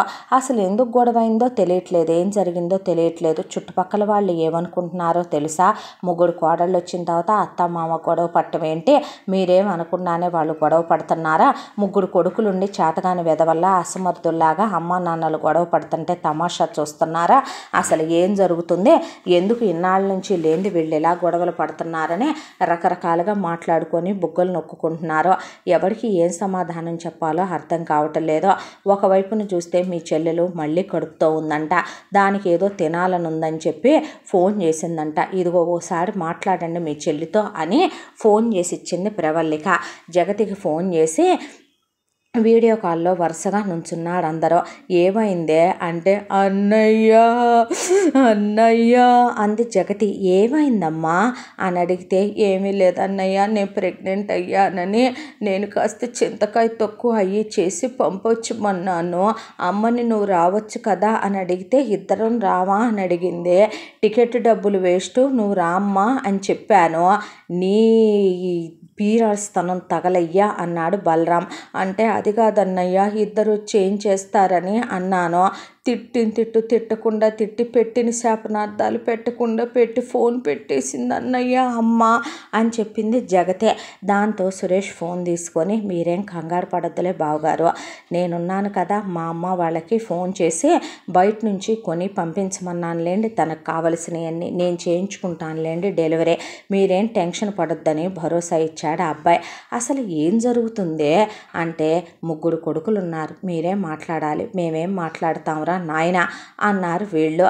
అన్న తర్వాత సరేనని చెప్పి కిందకొచ్చి ముగ్గురు అమ్మా నాన్నల దగ్గర కూర్చొని అసలు ఏంటమ్మా గొడవ, ఎందుకు గొడవ పడుతున్నారంటే మాకేమైంది, మేము బాగానే ఉన్నామంది మంజుల. మీ చేత కూడా నీతులు చెప్పించుకోవాల్సి వచ్చింది మేము. ఏరా ఉద్యోగాలు వచ్చాయి, పెళ్ళాలు ఉద్యోగాలు చేస్తున్నారు, పేరు కాపురాలు తగలడొచ్చుగా, పోనీ ఏదైనా ఇల్లు కట్టుకోనో కొనుక్కోనో సావచ్చుగా, ఎక్కడ నాన్న వచ్చేయే ఎంతవరకని సర్దుకుంటూ వస్తున్నానో తెలుసా, నీ జన్మంతా అంతే పెద్దోడా, నువ్వెందుకు పనికిరావురా అనేసి వెళ్ళిపోయాడు సుదర్శన. నానేంటమ్మా అలా మాట్లాడతాడు, మీ బతుకులిచ్చాడా, మిమ్మల్ని నలుగురిని కానీ సుఖం లేని బతుకైపోయింది నాది, దరిద్రపు మంద అని మంజుల వెళ్ళిపోయింది. ఆ తెల్లారి నుంచి మళ్ళీ తిట్టడం మొదలుపెట్టి అమ్మ టిఫిన్ అన్నాడు కౌశిక్. టిఫిన్ ప్లేట్ వచ్చి మొహం మీద పడింది. అమ్మ బాక్స్ అన్నాడు బలరాం. ఒట్టి బాక్సులు బలరాం మొహం మీద వేసి కొట్టింది. దాంతో వాహిని లోపలికి వెళ్ళి గబా 4 బ్రెడ్ స్లైసులు తీసుకొని మొగుడు వరకు శాండ్విచ్ చేసి నోరు మూసుకొని ఇది తీసుకొని వెళ్ళి నువ్వు బయట టిఫిన్ చేసి వెళ్ళిపో అని మొగుడికి ఇచ్చి పంపించుకుందే. విదుర గబగబా అంత ఫ్రైడ్ రైస్ చేసి కౌశిక్కి పెట్టేసి పంపించేసిందే. ప్రవళిక ఇప్పుడు నువ్వు అసలు అనవసరంగా ఎవరిని కెలక్కో, ఈ పూటకి నీకు పెరుగన్నం కలిపేసి ఆవకాయ పెట్టేసి ఒక దాంట్లో రెండో అక్క చేసిన ఫ్రైడ్ రైస్, ఒక దాంట్లో పెద్దక్క చేసిన శాండ్విచ్ పెట్టాను, నువ్వు కూడా బయట టిఫిన్ చేసే, ఇప్పుడు కెలకబాకు అని పంపించేసి కోడళ్ళు ముగ్గురు అసలు మంజులను కానీ సుదర్శన్ కానీ మొగుళ్ళు లేకపోయినా సరే ఒక్క మాట అనేది లేదు. వాళ్ళ గదుల్లో వాళ్ళ పనులు వాళ్ళు చేసుకోవటం తప్ప ఒక్కసారి లాగిన్ అయితే లాగౌట్ అయిందాకా వాళ్ళ మొగుళ్ళు వచ్చిందాకా వాళ్ళు బయటకు కూడా రారు. అసలు ఏమీ అనకుండా ఎందుకు గొడవలు అవుతున్నాయో వాళ్ళకి అర్థం కాలేదు. ఆ తర్వాత ఒక రోజున బలరాంకి తన ఫ్రెండ్ పెళ్ళొచ్చిందని చెప్పి భార్యాభర్తలిద్దరూ ఫ్రెండ్ పెళ్ళికని వేరే ఊరు వెళ్ళారు. కౌశిక్కి అత్తారింటి వైపు ఏదో ఫంక్షన్ వచ్చిందని భార్యను తీసుకొని వెళ్ళిపోయాడు. జగదీష్ది ప్రతి సంవత్సరం కూడా పెళ్లి రోజుకి అత్తమామ ఇంటికి రమ్మనమంటే ఒక 3 రోజులు 4 రోజులు అత్తమామల ఇంట్లో ఉండటం జగదీష్కి అలవాటు. అలా ముగ్గురు వెళ్ళిపోయారు. ముగ్గురు 5 రోజులు రామని మీరు గొడవ పడద్దని వెళ్ళేటప్పుడు కాయ పండు స్వీట్లు అవి ఇవి తెచ్చి అక్కడ పెట్టి మరీ చెప్పి వెళ్ళారు అమ్మా నాన్నలకి. వెళ్ళిన వాళ్ళు 5 రోజుల తర్వాత తిరిగి వచ్చేసరికి మంజుల సుదర్శన్ ఒకళ్ళు ఎదురుగా నుంచొని కిలకిలా నవ్వుకుంటున్నారు. నవ్వుకొని ఒకళ్ళ మీద ఒకళ్ళు జోకులు వేసుకుంటున్నారు. అలిసిపోతావో, ఇప్పుడు అన్ని రకాలు వండాల్సిన అవసరం ఏంటి అని మంజుల జుట్టు సరి చేస్తున్నాడు సుదర్శన్. జుట్టు తెల్లబడిపోయింది, రంగేసుకోవచ్చు కదండి అంటోంది మంజుల. ఆ తర్వాత మేము వంట చేసుకుంటాంలే అత్తయ్య అంటే పర్వాలేదులే అమ్మాయి వండానులే 2 కూరలు అనేసి 2 కూరలు డైనింగ్ టేబుల్ మీద పెట్టేసి ఇక ఇద్దరు 3 పెళ్ళాం ముచ్చట్లాడుకుంటూ తినేసి ఇద్దరు పక్కనే పడుకున్నారు. రోజు ఇలాగే ఉంటే ప్రాణానికి హాయిగా ఉంటుంది అనుకున్నారు కొడుకులు కోడళ్ళు. ఆ తర్వాత తెల్లారి ఎవరి పనుల్లో వాళ్ళు పడిపోయిన తర్వాత మళ్ళీ 3వ రోజు నుంచి షరా మామూలు. నీ మొహం తగలయ్యా అంటే నీ మొహం అద్దంలో చూసుకో అని, మీ అమ్మ వాళ్ళు అలా చేశారంటే మీ అమ్మ నన్ను అలా అందని, మీ నాన్న కట్నం డబ్బులు ఇస్తానని చెప్పి ఇవ్వకపోవటం తప్పు కాదా అని ఏదేదో కారణాలతో మళ్ళీ పోట్లాడుకోవటం మొదలుపెట్టారు. దాంతో పిచ్చెక్కిపోయి కొడుకులకి కోడళ్ళకి అసలు ఏంటిదంతా, వీధిలో వెళ్ళే వాళ్ళంతా ఆగే నోట్లో గుడ్డలు కుక్కొని ఆడోళ్ళు, కర్చీఫ్లు అడ్డం పెట్టుకొని మగాళ్ళు, కొంగులు అడ్డం పెట్టుకొని బామ్మలో ఒకటే నవ్వటం. గోడల మీద నుంచి వీళ్ళ గొడవలు చూసే ప్రతి చిన్న విషయానికి గొడవే. మామకి గొడవ వచ్చి బండి ఒక్క తన్ను తంతే పెద్ద అబ్బాయి బండి రెండో అబ్బాయి బండి మీద, రెండో అబ్బాయి బండి మూడో అబ్బాయి బండి మీద పడి పెట్రోల్ అంతా లీక్ అయిపోయి బళ్ళు సొట్టపడిపోయినాయి. ఏమైంది నాన్న, నీకు పిచ్చి పట్టిందా అని బలరాం అంటే ఎవరికి రా పిచ్చి, మీకా నాకా దరిద్రులారా, దరిద్రపు వెధవల్లారా, ఛీ ఏదో బతుకు అనేసి బయటికి వెళ్ళిపోయాడు. లోపలికి వచ్చేసరికి కోడళ్ళని పనికి మాలిన మంద, ఎప్పుడు చూడు దరిద్రపు మంద, కొంపల్లోనే పడేడుస్తారు. మొగుళ్ళకు వండి పెట్టుకోవచ్చుగా, మేమేమి నిన్ను వంట చేయమని అనలేదుగా అత్తయ్య, మేమే చేస్తామంటే చేస్తారు దరిద్రపు మంద, ముదరష్టపు సంత అని మళ్ళీ ఎందుకు తిడుతుందో కూడా తెలియకుండా బకెట్లు ఎగిరెగిరితంతా, వంటగదుల్లో ఇవన్నీ విసిరిసిరి నేలకేసి కొట్టడం, 4 టైల్స్ కూడా పగిలిపోయి బలరాం గుండె ఆగిపోయిందే. అయిన దానికి కాందానికి ఒకటే తిట్టుకోవటం, ఒకటే కొట్టుకోవటం, ఒకటే గొడవలు, తల బద్దలైపోతుంది వీళ్ళకే.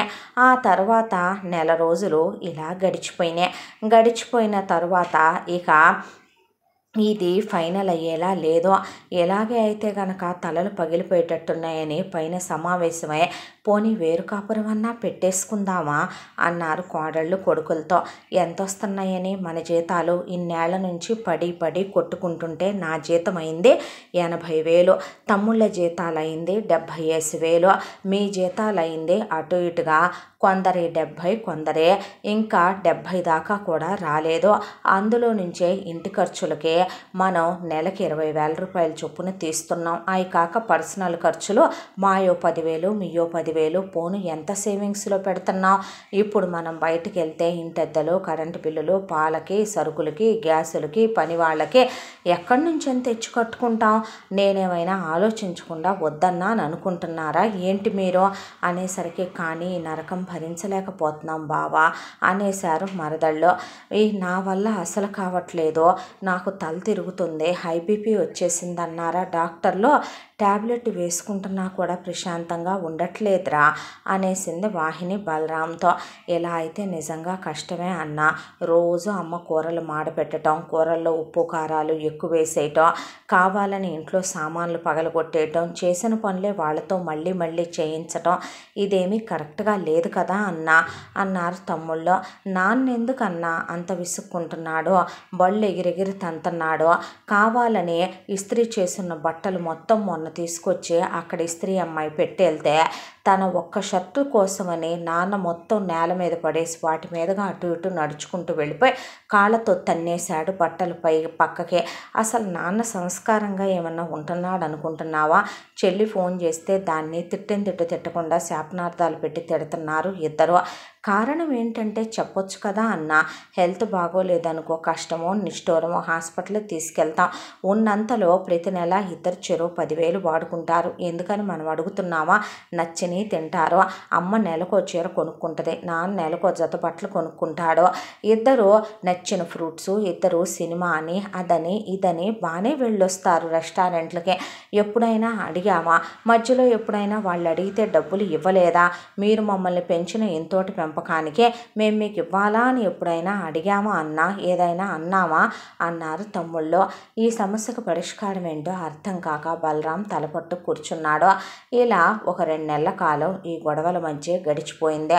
పిల్లల్ని కనకూడదు, పెళ్ళైన తర్వాత ఒక్కొక్కళ్ళు 5 సంవత్సరాల పాటు పిల్లల్ని కంటే కనుక సేవింగ్స్కి సరిపోవేమో, ముందు ఇల్లు ఎలాబరేట్ చేయించుకోవాలి, ఇల్లు ఎలాబరేట్ చేయించుకున్న తర్వాత పక్కనే ఉన్నటువంటి స్థలం కూడా కొని ఈ స్థలంలో కలిపేయాలి, పెద్దగా ఇల్లు కట్టుకోవాలి, పెద్దగా ఇల్లు కట్టుకొని 3 ఫ్లోర్లు వేసుకోవాలి, ఆ 3 ఫ్లోర్ల ఇల్లు కూడా ముగ్గురికి 3 ఫ్లోర్లు వచ్చాక 3 కార్లు కొనుక్కోవాలి. అప్పుడు పెళ్ళాలకి అత్తోరు పెట్టిన 15 కాసులు బంగారాలే తప్ప తాము చేయించిన గ్రామ్ బంగారం కూడా లేదు. చివరికి తాళి గొలుసు నల్లబోసలు కూడా అమ్మా నాన్న రూపాయి పెట్టింది లేదు. ఆ రోజున వాళ్ళే జీతాల్లో ఉన్న సేవింగ్స్ పెట్టి పెళ్ళాలకే తలా ఒక తాళి గొలుసు, మంగళసూత్రం బిళ్ళ, ఒక 4 గ్రాముల్లో నల్లబోసలు, ఒక అరకాసులో ఉంగరం తీసుకొని పెట్టడం. మంచోళ్ళు కాబట్టే కదా భరించి వచ్చారు. చివరికి ఏం చెప్పినా వింటున్నారు, ఎన్ని పెట్టినా పడుతున్నారు. అలానే 3 కాళ్ళ కుందేళ్ళనైనా గదిలో వేసి కొడితే ఎదురు తిరగదా? దీనికి ఆది అంతం ఎక్కడ? అసలు ఏం పుట్టింది వీళ్ళిద్దరికీ పోయే కాలం అని బలరాముకు కూడా అర్థం కాలేదు. ఆ తర్వాత ఒక రోజున కొడుకుల్ని కోడళ్ళని అందరినీ కూడాను ఎవరెవరి ఆఫీసుల్లో కొడుకులు వాళ్ళ ఆఫీసులకు వెళ్ళిపోతే కోడళ్ళను కూడా మీటింగ్ ఉంది రమ్మనమని మెయిల్స్ వచ్చాయని ఆఫీస్కి వెళ్తున్నాం అత్తయ్య అని చెప్తే, నిజంగా వెళ్తున్నారా ఈరోజు అని అడిగింది మంజుల. అవును అత్తయ్య వెళ్తున్నాం, రావటానికి ఆలస్యం అవ్వచ్చేమో, మీటింగులు ఉన్నాయని ముందు బలరాం ఆఫీస్కి వెళ్ళిపోతే వాహిని తన ఆఫీస్కి వెళ్ళిపోయింది. కౌశిక్ తన ఆఫీస్కి వెళ్ళిపోయాక విదురు తన ఆఫీస్కి వెళ్ళిపోయింది. జగదీషు, ప్రవళిక ఒకే ఆఫీస్ కాబట్టి వాళ్ళిద్దరూ వెళ్ళిపోయారు. వెళ్ళిపోయిన తర్వాత వాళ్ళకి ఆఫీసుల్లో మీటింగులు అవ్వలేదని, లేట్ అవుద్దని ఇంటికి ఫోన్ చేసి మీరు వంట చేసుకొని తినేసేయండి, రాత్రికి మా కోసం ఎదురు చూడొద్దు అని చెప్పేశారు పెద్ద కొడుకు కోళ్ళు, రెండో కొడుకు కోళ్ళు. జగదీష్ కూడా ఆఫీసులో నాకు అవ్వలేదురా ప్రవళి, ఒక పంచే నీది అయిపోయింది కాబట్టి నువ్వు ఇంటికి వెళ్ళిపో, అమ్మా నాన్నలతో పెట్టుకోకుండా నువ్వేదో ఒకటే ఆర్డర్ చేసుకొని నువ్వు తినేసి పడుకో, నేను వస్తాను, నువ్వు అనవసరంగా కెలక్కే తల్లి వాళ్ళని అని చెప్పి భార్యని క్యాబ్ ఎక్కిచ్చేశాడు జగదీష్. అయితే ప్రవళిక ఇంటి దగ్గరకు వచ్చేసరికి సందు చివర ఫ్రూట్స్ అమ్ముతున్నారు. అత్తమామలకి ఇష్టం కదా అని దట్టు సీజనల్ ఫ్రూట్స్, తాటి ముంజలు, అలాగే అక్కడ అవి ఇవి అని దొరుకుతుంటే జాంకాయలు అవంటే అత్తగారికి ఇష్టమని అవన్నీ తీసుకొని పర్లేదులే అని క్యాబ్ అతన్ని అక్కడే ఆపేయమని నడుచుకుంటూ ఇంటి దాకా వచ్చింది. వచ్చేసరికి బయట గేట్ తీసుకొని లోపలికి వచ్చింది. లోపలికి వచ్చి అలా తను ఎదురుగా ఉన్న వసారాలోకి వచ్చి చెప్పులు ఇప్పుతుంటే కిలకిలా నవ్వులు వినపడుతున్నాయి. ఆ తర్వాత హాల్లోకి వచ్చి ముందు ఆ కవర్లన్నీ కూడా తీసి ఫ్రిడ్జ్లో సర్దుతుంటే ఉన్న 3 బెడ్రూముల్లో కూడా తమ బెడ్రూమ్లోకి వెళదాము, ఫ్రెష్ అవుదాం అనుకున్నది కూడా ఆగిపోయింది. ఆ కిలకిలా నవ్వులు తమ బెడ్రూమ్లోంచే వినపడుతున్నాయి. టీవీ పెట్టుకుందాం అన్నది కూడా కరెంటు లేదు చూస్తే. దాంతో హాల్లోనే కూర్చుంది ప్రవళిక. అత్తమావల మాటలు వినటం సంస్కారం కాదనిపించినా ఇంట్లో నుంచి వీధిలోకి వెళ్ళొద్దు తను. పక్కన ఉన్నటువంటి బావగారు వాళ్ళ గదిలోకి వెళ్ళటం కరెక్ట్ కాదని అలా హాల్లోనే కూర్చుంటే అత్తామామల మాటలు అనుకోకుండా చెవులు పడ్డాయి. ఏం బ్రతుకండి, వెదవ బ్రతుకు, సుఖం లేని జీవితం, ఏ రోజైనా సుఖపడ్డానా నిన్ను పెళ్లి చేసుకొని నేను, బాధపడకే అంటున్నాడు సుదర్శన్. బాధ కాక ఏం మిగిలింది, ఎదవ బతుక్కే, పెళ్లి చూపులకి వచ్చావు, వయసులో 2 ఏళ్ళు పెద్దోడివే, అయినా నేను తల వంచుకొని నిన్ను పెళ్లి చేసుకున్నాను. నాతో పాటు సమానమైన వయసులో ఉన్న మగాడైతే సంసార సుఖంలో నాతో పాటు సమానంగా పరిగెత్తగలడు అనుకున్నా. ఒక్కొక్కళ్ళకి ఒక్కో దాని మీద ఇష్టం ఉంటుంది. ఒకళ్ళకి నగలంటే ఇష్టం, ఒకళ్ళకి పూలంటే ఇష్టం. నాకు భార్యాభర్త సఖ్యంగా ఉండటం అంటే ఇష్టం. ఆ తర్వాత నువ్వే అన్నావు నేను చాలా అందంగా ఉన్నానని, నీకు నేను చాలా నచ్చానని, నన్ను విడిచి ఒక్క పూట కూడా ఉండలేనని. ఆ మాట కోసమని నేను నిన్ను పెళ్లి చేసుకున్నాను. పెళ్లి చేసుకున్న తర్వాత మీ ఇంటికి వచ్చిన తర్వాత మీ అమ్మ నాన్న అక్కడ పల్లెటూళ్ళలో ఎదవ సంత గోలంతా కూడా. దాంతో నేను నువ్వు అక్కడ పగలు కలవటం కుదిరేది కాదు. నువ్వా ఇక్కడకు రావాల్సి వచ్చేది, అప్ అండ్ డౌన్ చేసుకొని ఫ్యాక్టరీకే. ఆ తర్వాత రాత్రంతా మనిద్దరం సరసాలాడుకుంటూ సరదాగా ఉంటే నా కొడుక్కి రాత్రుళ్ళు నిద్ర ఉండనివ్వట్లేదు నువ్వు. నా కొడుకుని నిద్రపోనివ్వకుండా ఏ మొగుడు పెళ్ళాలైనా రాత్రంతా కలుస్తారా ఎక్కడైనా కూడా, మళ్ళీ వాడు తెల్లారి పని చేసుకోవద్దా అని మీ అమ్మ నన్ను సాధించి పోసేదే. అక్కడ ఉండగా ఎదవ చాకిరంతా చేయించేదే. అక్కడి నుంచి నేను బాధపడుతున్నానని మనిద్దరం ఏకాంతంగా గడపటం కుదరటం లేదని ఇక్కడికి వచ్చాం. ఇక్కడికి వచ్చిన తర్వాత బర్త్ కంట్రోల్ వాడుకుందాంలే అని నువ్వు కాండోమ్స్ వాడుకుంటూ ఉండగా నా కర్మకి ఆ రోజున నేను పూలు పెట్టుకోవటం, నీకు నన్ను చూసి ఎక్కడా లేని పిచ్చి పుట్టుకు రావటం, బయట వర్షం పట్టడం, దాంతో అనుకోకుండా 3 రోజుల పాటు నువ్వు నన్ను వదలకపోవటం, అది నాకు కడుపు వచ్చే టైం కావటంతో కర్మ కాలిపోయి పెద్దోడు కడుపును పడ్డాడు. అబోర్షన్ చేయించేసుకొని తగలడదాం దరిద్రానికంటే డాక్టర్ చేయకూడదు అందే. ముదరష్టానికి ఈ పెద్ద ఎదవని కనుక తప్పలేదు. ఆ తర్వాత కాపర్టీ వేయించుకుంటే నీ దూకుడికి కాస్త అది ఫెయిల్ అయిపోయి రెండో పనికి మాలిన సన్నాసి కడుపున పడ్డాడు. మళ్ళీ ఆ ఎదవని కన్న తర్వాత ఇక పిల్లలే వద్దులే దరిద్రానికి ఆపరేషన్ చేయించేసుకుందాంలే అని అనుకుంటున్న టయానికి కర్మ కాలిపోయి మీ అమ్మకు ఒంట్లో బాగులేదని అక్కడికి వెళ్ళటం, అక్కడ నువ్వు తొందరపడి బర్త్ కంట్రోల్ లేకుండానే నాతో కలవటం, 3వ పనికి మాలిన దరిద్రుడు నా కడుపును పట్టడం, వాడిని కంటం అయిపోయిందే. ఆ తర్వాత కర్మకి ఇక 3 కొడుకులు పుట్టారు. సాల్లే ఆపరేషన్ చేయించేసుకుందాము పాడుపేడాకారం అనుకుంటూ ఉండగా ఆపరేషన్ కాస్త నా కర్మకే ఆ దరిద్రం కూడా ఫెయిల్ అయ్యి ఆ కూతురు దరిద్రపదే పుట్టిందే. ఈ పిల్లలు వీళ్ళకు పాలు ఇవ్వటాలు, వీళ్ళని పెంచటాలు, వీళ్ళు కీ బ్యా అనుకోవటం, కనీసం మొగుడు పెళ్ళాలుగా రోజుకి 4-5 సార్లు కలిసే మనం 2-3 సార్లు కలవటం కన్నా కుదరకుండా అయిపోయింది జీవితం. పోనీ అలాగే ఎలాగోలాగా వీళ్ళను గదిలో పడేసి ఎలాగోలాగా మనం కలుస్తూ జీవితాన్ని అలా నెట్టుకెళ్ళిపోదామనే లోపు మీ నాన్న సచ్చి మీ అమ్మ వచ్చి కూర్చుంది ఇక్కడ. మీ అమ్మకు వచ్చి కూర్చొని పిల్లకి పాలు పట్టాలే, లేచి పాలి పిల్ల ఏడుస్తుంది, అదిగో మూడో వాడికి జ్వరంగా ఉంది చూడు, రెండో వాడు దొడ్లోకి వెళ్ళాడు చూడు, పెద్దోడికి స్నానం చేయించు అని ఎదవ సంతగోల. దానికి తోడు అయ్యొండు ఇయ్యొండు అజ్జయ్ ఇజ్జయ్ అనే మీ అమ్మ వేపుకు తిందే.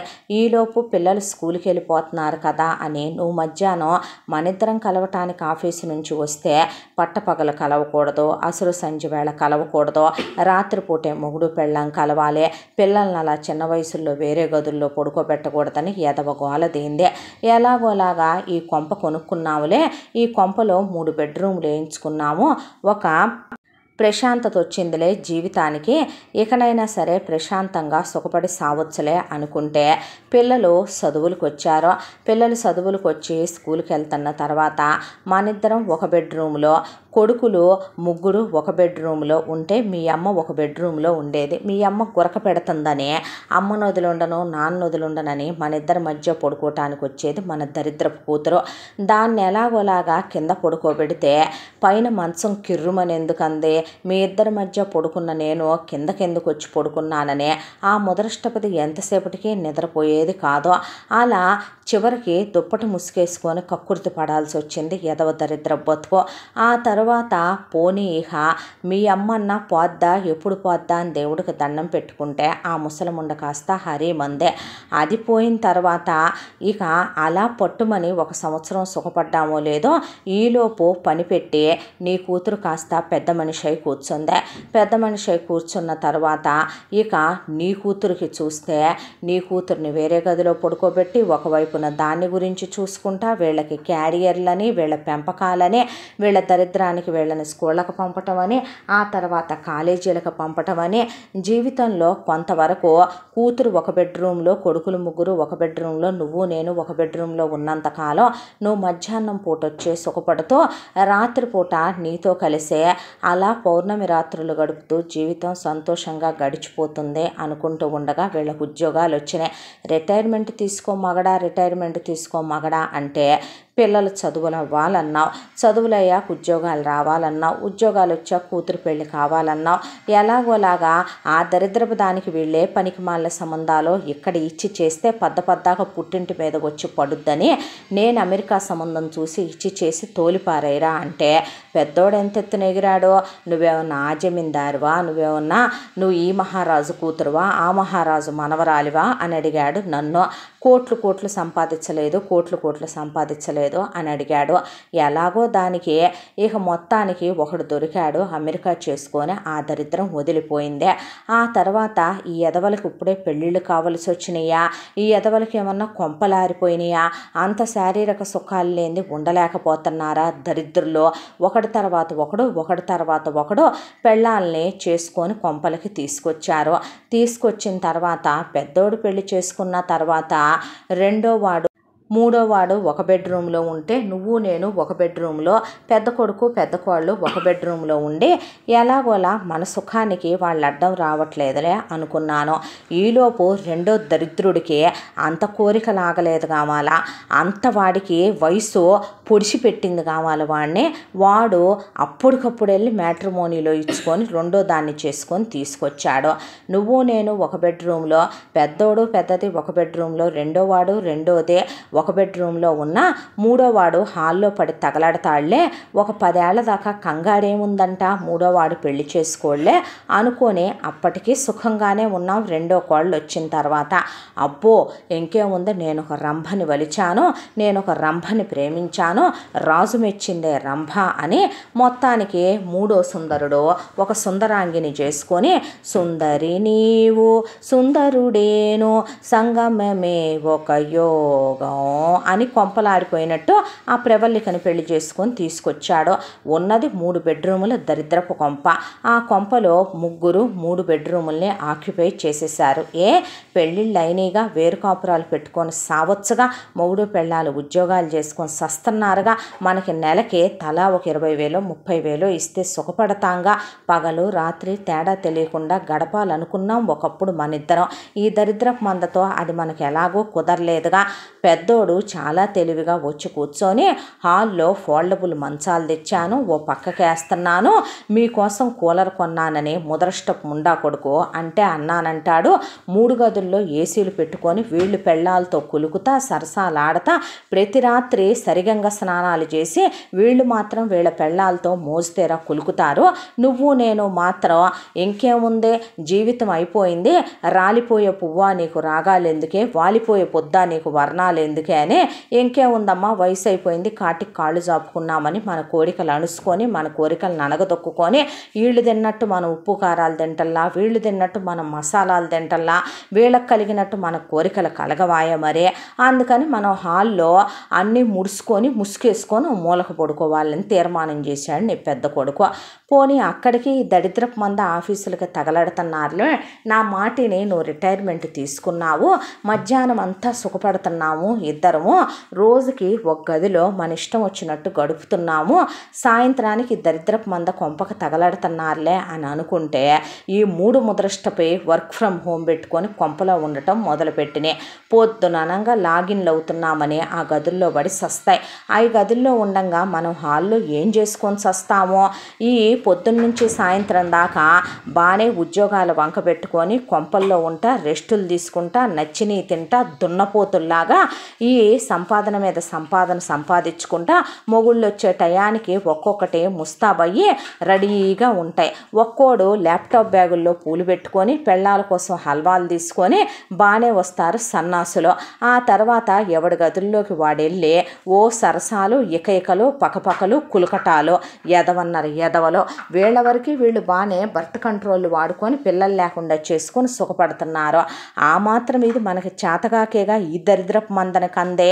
పోనీ ఆ ముద్రష్టపుదైనా అమెరికా రమ్మంటదేమో, వెళ్ళి అక్కడే ఓ సంవత్సరం ఉందాము, అక్కడైతే ఏకాంతం దొరుకుద్ది, ప్రత్యేకమైన గది ఉంటుంది, అల్లుడు ఆఫీస్కి సస్తాడు, ఆ ముదృష్టపు దాన్ని పడుకుంటే అది ఎటు నిద్రలేగవదు, అవసరమైతే వెళ్తా ఓసేసి ఆ నిద్ర మాత్రలు ఎత్తుకెళ్ళి దానికి రోజుకు 2 కొడితే పడుకుంటుందిలే అని నేను అనుకుంటే ఛార్జీలకు డబ్బులు అయిపోతాయి, టికెట్కి డబ్బులు వేస్ట్, నువ్వు ఒక్కదానివి రామ్మా, నాన్నొద్దు అందా పనికి మాలిందే. నువ్వు లేనప్పుడు నేనెళ్ళి ఏం చేసుకుంటాను, విరహంతో వేగిపోవటం తప్ప అక్కడికే. దాంతో కూసిన కూత కుయ్యకుండా దాన్ని కూసి ఫోన్ పెట్టేశా. ఎదవ జీవితం ఎదవ బతుకు అని సుదర్శన్ను పట్టుకొని బావురుమని ఏడిసిందే. ఈ ముదరష్టపు మంద పోనీ ఏమన్నా అత్తారిళ్ళ కన్నా వారానికి ఓసారి వెళ్ళో 2 రోజులు ఉండొస్తారా, అది లేదు. పోనీ ఈ ముదరష్టపు మంద ఏ పండగల కన్నా సంవత్సరానికి 5-6 సార్లు వెళ్తారా, వీళ్ళ అత్తామామలకే ఎక్కడ వాళ్ళ ఏకాంతానికి ఈ మంద వస్తే అడ్డమోనని చెప్పి ఆ మంద వీళ్ళని అస్సలు రమ్మనమనకుండా ముందెత్తినే వీళ్ళ కోసం బట్టలు కొనుక్కోమని డబ్బులు అకౌంట్లో వేసేసి స్వీట్లు వీళ్ళకి కొరియర్లు చేసేసి ఊరుకుంటున్నారు వాళ్ళు. ఎదవ బతుకని ఎదవ జీవితం, నిన్ను అనాలని నాకేమన్నా ఇదా ఏంటయ్యా. జీవితంలో ఎవరికి మాత్రం ఒక టైం వచ్చిన తర్వాత సుఖపడాలని ఉండదు చెప్పు. నాకు నీతో కలిసే ఎన్నో రాత్రులు సంగమించాలని ఉంటుంది, పగలు రాత్రి తేడా తెలియకుండా గడపాలని ఉంటుంది, నీకు ఇష్టమైనవి వండి పెట్టుకోవాలని ఉంటుంది, నోట్లో పెట్టుకోవాలని ఉంటుంది, కలిసి స్నానం చేయాలని ఉంటుంది. జీవితంలో ఏమనుభవించాను చెప్పు, జీవితం ఇలా గడిచిపోయిందే, ఎదవ జీవితం ఎదవ బతుకని అని ఏడుస్తుంటే సుదర్శన్ దగ్గరికి తీసుకొని నాకు మాత్రం ఉండదా చెప్పు. నిన్ను తొలిచూపులో పెళ్లి చూపుల్లో చూసినప్పుడే నీతో 100 ఏళ్ల జీవితాన్ని ఊహించుకున్నాను. పెళ్ళైన కొత్తల్లో ఎలా ఉండేవాళ్ళమో చచ్చే రోజు దాకా అలాగే ఉండాలనుకున్నాను. నీకు గుర్తుందా, మన పెళ్ళైన కొత్తల్లో తెల్లవారుజామున లేసి ఇద్దరం నగ్నంగా అలా వెళ్ళి మనం చెరువు స్నానాలు చేసి వచ్చేవాళ్ళం. ఆ తర్వాత రాత్రుళ్ళు భోజనం తీసుకొని వెళ్ళి పొలం మీద మంచి మీద పున్నమి రాత్రులు గడిపొచ్చేవాళ్ళం. ఇద్దరం కలిసి అలా పొలంలో ఉన్న బావిలో దిగి వెన్నెల స్నానాలు ఆడొచ్చేవాళ్ళం. అసలు పిల్లలే వద్దనుకున్నాం, సుఖపడాలనుకున్నాం, సంతోషపడాలనుకున్నాం. దరిద్రం కొద్దీ ఒకడు పుట్టాళ్లే చాలనుకుంటే తర్వాత 2, 3, 4 అని ఈ పిల్లల ప్రవాహంలో పడిపోయాను నేను. ఒకవైపున ఆఫీస్ పనులు, మళ్ళీ మా అమ్మ రావటం ఒకటే. నేనేమైనా మా అమ్మని నిన్నంటే ఊరుకునేవాడినా చెప్పు? పోనీ అక్కడికి దొంగచాటుగా నేనేమైనా నీకు తక్కువ చేశానా? నాకు నువ్వంటే చాలా ఇష్టమే. నీ వేళ్ళు ముద్దు పెట్టుకోవాలని, నీ వేళ్ళకు గోరింటాకు పెట్టాలని, నీ కాళ్ళకు గోళ్ళ రంగు వెయ్యాలని, నీ అరికాళ్లలో చక్కలి గింతలు పెట్టాలని నువ్వు నేను అలా ఒకే దుప్పట్లో పడుకొని ఎన్నో జీవితంలో మధుర స్మృతుల్ని మళ్ళీ నెమరు వేసుకొని మన పెళ్ళైన కొత్తల్లో గడిపిన రోజులన్నిటినీ తిరిగి గుర్తు చేసుకోవాలని ఎన్నెన్నో కలలు కంటూ జీవితం అంతా అలాగే గడిచిపోయిందే. నేను మాత్రం విసుగు పుట్టి కాదంటావా వాళ్ళ బళ్ళు ఎగిరి తన్నిందే? నేను మాత్రం విసుగు పుట్టి కాదా వేరు కాపురాలు వెళ్ళమందే? నేను మాత్రం విసుగు పుట్టి కాదా కొంపలు కొనుక్కొండ్రా దరిద్రులారా అని చెప్పిందే? విసిగేసి పోతుందే నా ప్రాణం కూడా. ఏం చేయమంటావు? ఎవరి మీద కోపం చూపించాలో తెలియక నా మీద నువ్వు, నీ మీద నేను చూపించుకుంటున్నావు. ఎవరి మీద చూపించాలో తెలియక నీ మనసు బాధపడి నువ్వు వంట మీద, నా మనసు బాధపడి నేను నీ మీద. మనిద్దరం ఎంత అన్యోన్యంగా ఉంటామో ఈ పశువులకి చెప్పినా అర్థం కాదు. దరిద్రపు వెధవ మంద ఇదిగో మళ్ళీ తగలాడతారు. 5 అవ్వనే అయ్యిందిగా ముద్రష్టపు మంద లేసి మళ్ళీ అప్పుడేనా అన్నాడు సుదర్శన్. రామన్నారుగా లేట్ అవుద్దన్నారుగా, ఇంకోసారి మనం కాసేపు ఏకాంతంగా గడుపుదాంలే, ఆ తర్వాత కలిసి స్నానం చేసి చాలా రోజులైందే, చేసి ఎక్కువేమీ వండకు, ఏదో 1-2 రకాలు వండి అక్కడ తగలే, ఇద్దరం కలిసి ఈరోజు డాబా మీద పక్కై కనీసం ఈరోజు రాత్రైనా అలా వెన్నెల్లో గడుపుదాం. ఈరోజు మన శోభనం రోజు గుర్తుందా అన్నాడు సుదర్శన్. అవన్నీ విన్న తర్వాత ప్రవల్లిక నిలువు వేసుకొని మాట పలుకు లేకుండా అలా కూర్చుండిపోయింది. ఇంట్లో ఉంటే కరెక్ట్ కాదని చెప్పి ఇక అనవసరంగా ఎందుకు ఇప్పుడు ఇంట్లో కూర్చుని వాళ్ళకి లేనిపోయినే అన్నీ విన్నది, వచ్చింది, చూసింది ఇవన్నీ తెలియపరచటం అనుకొని ముందు ఇంట్లో నుంచి బయటకు వచ్చేసిన తర్వాత నేను ఫ్రెండ్ వాళ్ళ ఇంటికి వెళ్తున్నాను అని చెప్పి మొగుడికి మెసేజ్ పెట్టిందే. వెళ్ళి ఫ్రెండ్ వాళ్ళ ఇంట్లో కాసేపు కూర్చుందే. ఫ్రెండ్ వాళ్ళ ఇంట్లో వాళ్ళ అత్తామామకి ఏకాంతంగా ఒక గది ఉందే, వాళ్ళకు ఒక గది ఉందే, ఆ తర్వాత పిల్లలకు ఒక గది ఉందే. వాళ్ళ అత్తామామ కూడా చాలా సరసంగా ఉన్నారు. నిజమేనేమో, ఒక వయసులో వాళ్ళు కూడా సుఖంగా సంతోషంగా ఉండాలనుకుంటారేమో కదో. అందరూ వార్ధక్యాన్ని అనుభవించాలి, ఆహ్వానించాలి అనుకోరు. బహుశా ఇదే మలి వయసు కాదేమో, ఆఖరి మజిలీ కూడా కాదేమో, దీన్నే మధ్య వయసు అంటారేమో ఇప్పుడున్న రోజుల్లో అని అలా కూర్చుంటే ఏంటి ఆలోచిస్తున్నావు అంది స్నేహితురాలు. అబ్బే ఏం లేదు అన్న తరువాత ఇక ఇంటికి తిరిగి వచ్చింది. ఒకళ్ళ తర్వాత ఒకళ్ళు ఆఫీసులకు వెళ్ళిన వాళ్ళు అలిసిపోయి వచ్చి ఇక అక్కడ వంట చేసి పెడితే మంజుల ఏదో ఇంత ముద్ద నోట్లో వేసుకొని మంచాల మీద ఒళ్ళు తెలియకుండా పడిపోయి పడుకున్నారు. ఆ తర్వాత ఒక వారం అత్తామామల్ని గమనించింది. మళ్ళీ పోట్లాడుకోవటం మొదలుపెట్టారు. దాంతో ఈ సమస్యకి పరిష్కారాన్ని ఆలోచించింది. వీళ్ళకి చెప్పాలంటే ఎలా చెప్పాలి? పెద్ద తోడుకోళ్ళకి చెప్తే రచ్చ చేసి వదిలిపెట్టుద్ది. రెండో తోడుకోళ్ళు ఏదో ఒకటి అందంటే ఇప్పుడు యుద్ధకాండాలు అయిపోతాయి. మొగుడికి చెప్పాలా? ఎలా చెప్పాలి? ఆఫీసులో అలసిపోయి వస్తున్నాడు పిచ్చోడు. ఏం చెయ్యాలి అర్థం కాక ఒకరోజు నాకు పనుందని బయటికి వెళ్ళిన తర్వాత సాయంత్రానికి తిరిగి వచ్చిన తర్వాత అత్తయ్య అని పిలిచిందే. ఇంట్లో ఉన్నటువంటి మిగతా కోడళ్ళు కూడా అలా బయటకు వచ్చి నుంచున్నారు. ఏంటమ్మాయి అంది మంజుల. ఏం లేదత్తయ్య, ఆఫీస్ తరఫున మీ అబ్బాయిని నన్ను ట్రిప్పుకి వెళ్ళమనమని ఆఫీస్ వాళ్ళు టికెట్లు ఇచ్చారు. ఇక 7 రాత్రుళ్ళు 7 పగళ్ళు అక్కడ గడపొచ్చు. మొత్తం ఫుడ్డు, అకామిడేషను, రాను బాను ఛార్జీలు మొత్తం వాళ్ళే పెట్టుకుంటున్నారు అత్తయ్య అని చెప్పింది ప్రవల్లిక. అయితే వెళ్ళరండి, వెళ్తున్నామని చెప్తున్నావా అంది. ఆహా లేదత్తయ్య, నేను పీరియడ్స్లో ఉన్నాను, మావయ్య మీరు వెళ్ళి రావచ్చుగా అత్తయ్య అనేసరికి అది కాదమ్మా మేము. అబ్బా వెళ్ళమంటుంది కదవయ్యా, సర్లే వెళ్తాంలే, ఎప్పుడు ఈరోజు రాత్రికే అత్తయ్య అని చెప్పింది ప్రవల్లిక.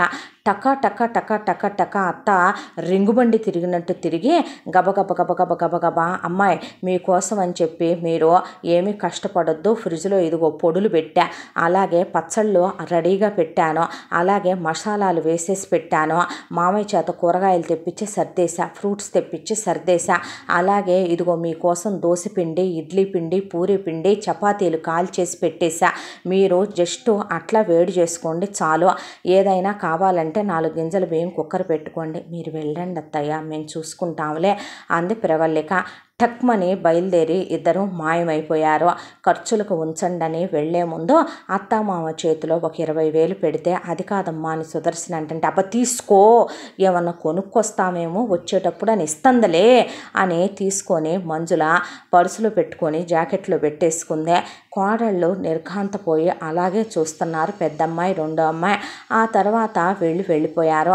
ఆఫీసులకు వెళ్ళిన కొడుకులు ఒకళ్ళ తర్వాత ఒకళ్ళు వచ్చారు. అమ్మా నాన్న ఏరి కనపట్టలేదు అని అడిగితే మేం చెప్తాం మమ్మల్ని అడగండి అని వాహిని విదుర బయటకు వచ్చారు. ఎక్కడికి వెళ్ళారు వదిన అమ్మా నాన్న అని అడిగితే ఎక్కడికి వెళ్ళటం ఏంట్రా, నీ పెళ్ళాం చూసావా, నీ పెళ్ళాం ఎంత పని చేసిందో. ఏం చేసింది ఇది అన్నాడు జగదీష్. ఏం లేదు, మీ ఆఫీసులోనంట మొగుడు పెళ్ళాలనే ట్రిప్కి వెళ్ళమన్నారంటగా, దట్టు కులుమనాలి వెళ్ళమన్నారంటగా. ఆ కులుమనాలి వెళ్ళటం కోసం ఫుడ్డు అకామిడేషను అన్నీ వాళ్ళే ఇస్తామన్నారంటగా. నీ పెళ్ళాము పీరియడ్స్లో ఉందంట, అందుకని మీరు వెళ్ళకపోతే వెళ్ళకపోయారు. నేను నా మొగుడు కనపడలేదా నీ పెళ్ళానికి? పోనీ ఇది దీని మొగుడు కనపడలేదా? ముసలి పావురాలు 2 ఎగిరిపోయినీరా మీ అమ్మ నాన్న వెళ్ళేటప్పుడు. ఇప్పుడు ఈ వయసులో వాళ్ళకి సరదాలు ఏముంటాయిరా? అక్కడికి వెళ్ళి దుప్పట కప్పుకొని ఇద్దరు ఆ చలికి గజగజగజగజ వణుకుతా పడుకోవటం తప్ప. మీ అమ్మని మీ నాన్నని వెళ్ళమని 20,000 ఇచ్చి మరీ నీ పెళ్ళాం సెకండ్ హనీమూన్లకు పంపిందయ్యా అనేసరికి జగదీషు ఒక్కసారి ఆలోచించి ఎప్పుడు మన ఆఫీసులో అలాంటి ఇచ్చారా ప్రవలి, అలాగే నీ పీరియడ్ టైం కాదు కదమ్మా ఇది అన్నాడు. మాట్లాడకు నువ్వు, ముందు లోపలికి రా అని మొగుడిని లోపలికి తీసుకెళ్ళాక ఏంటక్క ఇదంతా అంది విదుర.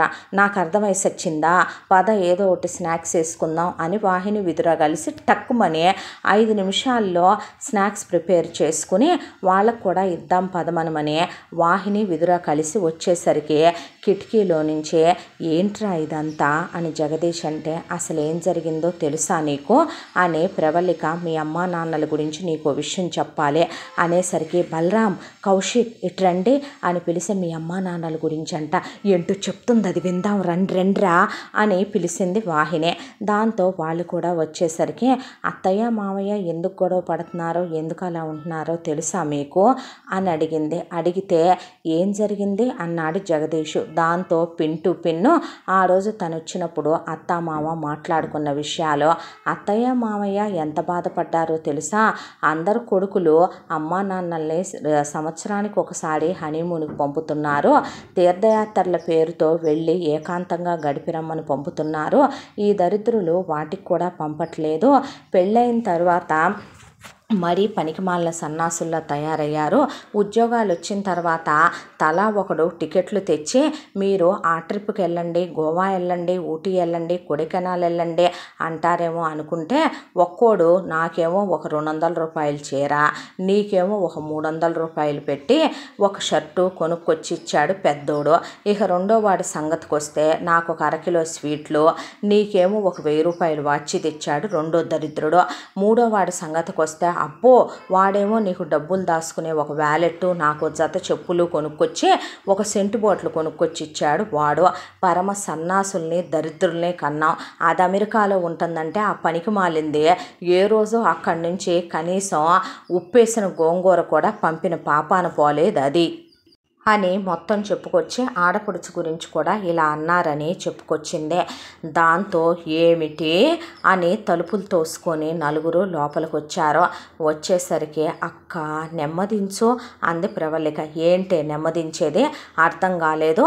వయసులో ఉన్న మనం పిల్లల్ని కంటం మానేసి నిజం చెప్పు, మన మొగుళ్ళతో మనం రోజుకు ఒకసారి మించి ఎప్పుడైనా ఉంటున్నామా? ఆ రోజుకు ఒకసారి కూడా ఒక్కోసారి మనం ఉండం కదే. వీళ్ళు ఒక్కోసారి ఓవర్ టైములు చేస్తారు, ఒక్కోసారి ప్రాజెక్టులు అంటారు, మనకు మధ్యలో పీరియడ్స్ వస్తాయి, మనకు మధ్యలో ఒక్కోసారి క్లయింట్ కాల్స్ వస్తాయి. ఏ రోజన్నా సరే ఆమెనే ఆయన్ని ఏమన్నా అన్నామంటే అలాంటిది ఇప్పుడు ఈ ముసలి చిలకలు రెండు కూడా ఈ ప్యారెట్స్ ఎగరాలన్నమాట. ఇప్పుడు వీళ్ళకి సుఖాలు సంతోషాలు కావాలన్నమాట. ఇప్పుడు మరీ కాకపోతేనక్క మనం అనుకుంటున్నాం అంతే వాళ్ళకి వయసు అయిపోయిందని. కొడుకులు పనికిరారు మామయ్య ముందు, అత్తయ్య ముందు మనం దిగదుడుపు కదో. ఇప్పుడే పెళ్ళైన నవ యవ్వన జంట అయితే అంది విదుర. అబ్బా ఊడుకోండి, ఎందుకు వాళ్ళు మా అమ్మ నాన్న, కొంచెం రెస్పెక్ట్ ఇవ్వండి అన్నాడు బలరాము కౌశిక్. అనేసరికి నిజం నిష్ఠూరంగానే ఉంటుంది మరి, జాడిచ్చి పడేసేదాన్ని నేను. ఎవడి మీద చూపించొద్దంట కోపం. ఇప్పుడు మొగుడుతో కులకటానికి మనం అడ్డమయ్యామని ఎక్కడా లేని విసురులన్నీ మనమే చూపించొద్దా? పెళ్ళాంతో కులకటం కుదరలేదని మన మొగుళ్ళ మీద ఎగురుతాడా మన మామ? అలాంటప్పుడు తలా ₹1,00,00,000 వాటాలు సంపాదించి కొడుకులకు పంచి పంపాల్సిందిగా మరి అనేసేపాటికే, అది కాదక్క చెప్పేది ఒక్కసారి ప్రశాంతంగా వినండి. ముగ్గురు కొడుకులు ఒకళ్ళ ముఖాలు ఒకళ్ళు చూసుకొని తలదించేసుకొని కూర్చున్నారు. ఎందుకు మీ ముగ్గురు తలదించుకుంటున్నారు అక్క? ఒక విషయం అడగనా? మన అమ్మ నాన్నలు మన్నెందుకు పండగలకు కూడా రమ్మంటలేదు? మనందరికీ అక్కలు చెల్లెళ్ళు అన్నలు తమ్ముళ్ళు ఉన్నారు, వాళ్ళైనా రమ్మంటున్నారా చెప్పు? సంవత్సరానికి ఒకసారి వస్తేనే విసుగ్గా ఉంటుంది మన అమ్మ నాన్నలకు కూడా. నిజానికి వాళ్ళు ఏకాంతంగా గడపడానికే మనకు ముందే బట్టలు కొని పంపించేసి అత్తయ్య అన్నట్టు పార్సిల్స్ పంపించేస్తున్నారు. వాళ్ళకి వేరే బెడ్రూములు ఉంటేనే, వాళ్ళు సంవత్సరం అంతా ఏకాంతంగా గడుపుతుంటేనే మనం సంవత్సరానికి ఒకసారి వెళ్ళినా విసుగ్గా అనిపిస్తుంది మన అమ్మలకి. మన నాన్నలకి కూడా పైకి అనరు కానీ ఎప్పుడు వెళ్ళిపోతామా అని చూస్తారు. ఇక ప్రేమల విషయం అంటావా? ప్రేమలు ఉండవని కాదు, ఆ ప్రేమలు వాళ్ళకు కూడా ఒకళ్ళ మీద ఒకళ్ళకి ఉన్నాయంటున్నాను. వయసు ఏంటక్క వయసు? వయసు అనేది జస్ట్ ఏ నెంబర్ కదో. వాళ్ళ శరీరానికి రాలేదా వయసు, వాళ్ళ మనసుకి అంతకన్నా రాలేదా వయసు. మనం మాత్రమే ప్రపంచం దృష్టిలో వాళ్ళకి లెక్కల్లో వచ్చిందని వయసు గుర్తు చేసి చూపిస్తున్నాం అంతే. నిజంగా మనం చేసేది మాత్రం తప్పు కాదా? ఒకవేళ వాళ్ళన్నది తప్పని మనం అనుకోవటానికి ఎక్కడుంది చెప్పు? నిజంగా ఒకసారి ఆలోచించు. కొడుకులు ఉద్యోగాలకు వెళ్ళిపోతున్నారు, మనం వర్క్ ఫ్రమ్ హోమ్ ఉండే మనం గదుల్లో నుంచి బయటికి రాకపోయినా వాళ్ళకి హాల్లో మనం ఏకాంతంగా గడపగలిగే ప్రైవసీ ఇవ్వగలమా? ఎప్పుడు ఎవరు వస్తామో వాళ్ళని ఏ సిచ్యువేషన్లో చూస్తామో అనే కదా వాళ్ళు అనుకుంటారు. వాళ్ళకు ఇప్పుడు ఏకాంతం కావాలి, వాళ్ళకి ఒకళ్ళతో ఒకళ్ళు క్లోజ్గా పగలు రాత్రి తేడా లేకుండా గడపటం కావాలి. నిజమే, ఒక్కొక్కళ్ళు ఒక్కొక్కటి కోరుకుంటారక్క. కొందరికి డబ్బు కావాలి, కొందరికి నగలు కావాలి, కొందరికి ఆస్తులు కావాలి, కొందరికి కొడుకు కోడళ్ళని సాధించుకు తినటం కావాలి. మన అత్తయ్య మామయ్యకి వాళ్ళు ఏకాంతంగా టైం స్పెండ్ చేయటం కావాలి. వాళ్ళకి పిల్లలే అడ్డనుకున్నారు, వాళ్ళు మామయ్య వాళ్ళ అమ్మే అడ్డనుకున్నారు ఒకానొక రోజున. ఇక తప్పక ఆ రోజులు వాళ్ళకి గడిచిపోయినాయి. పెళ్ళిళ్ళు అయిపోయిన తర్వాత వేరు వెళ్ళి మనం ఉండలేనప్పుడు ఈ సమస్యకి నాకు సొల్యూషన్ దొరికిందే. 3 రోజులుగా నిద్రాహారాలు లేకుండా ఆలోచించాను. అంటే నా మాట మీరు వింటానని మాటిస్తే చెప్తాను నేను అనేసరికి అలాగే కూర్చున్నారు మిగతా 5గురు. ఏంటి అన్నారు. బావా పిసినార్తనానికి పీనాస్తనానికి పోకుండా అత్త మామయ్యలకే అన్ని హంగులతో నువ్వు డాబా మీద ఎట్టు, టెర్రస్ అంతా ఖాళీయేగా, ఒక గదే అంచవా అని అడిగింది ప్రవల్లిక. అడిగితే నిజమే అన్నా, ఈ నరకం మనం భరించలేం అక్క, ఇక నుంచి అత్తయ్యని వంట చెయ్యొద్దని, వాళ్ళ వరకు వాళ్ళు పైన అన్నీ ఉండేలాగా ఏర్పాటు చేసేద్దాం కదా అనేసరికి ఎప్పుడు చేయమన్నామే మనం వాళ్ళని అనేసింది వాహిని. నిజమే కదా అంది విదుర. ఆ మాత్రం కూడా వద్దక్క, వాళ్ళకి కంప్లీట్ ఏకాంతాన్ని ఇచ్చేద్దాం, హనీమూన్ కప్పులుగా ఇవ్వాలే మరి అనేసరికి ఇప్పుడు ఇదో ఖర్చా అన్నాడు బలరాం. నువ్వు ఇలాగే దరిద్రపు లెక్కలన్నీ చూసుకుంటే ఇప్పటికి నాకు బీపీ వచ్చిందిరా. ఇక మీదట మీ అమ్మా నాన్నల దెబ్బకి మిగతా అన్నీ కూడా వచ్చి నేను పోతే నువ్వు ఎప్పుడు ఇంకో పెళ్లి చేసుకుందామని చూస్తున్నావా, ఎటు పిల్లలు లేరని అంది వాహిని.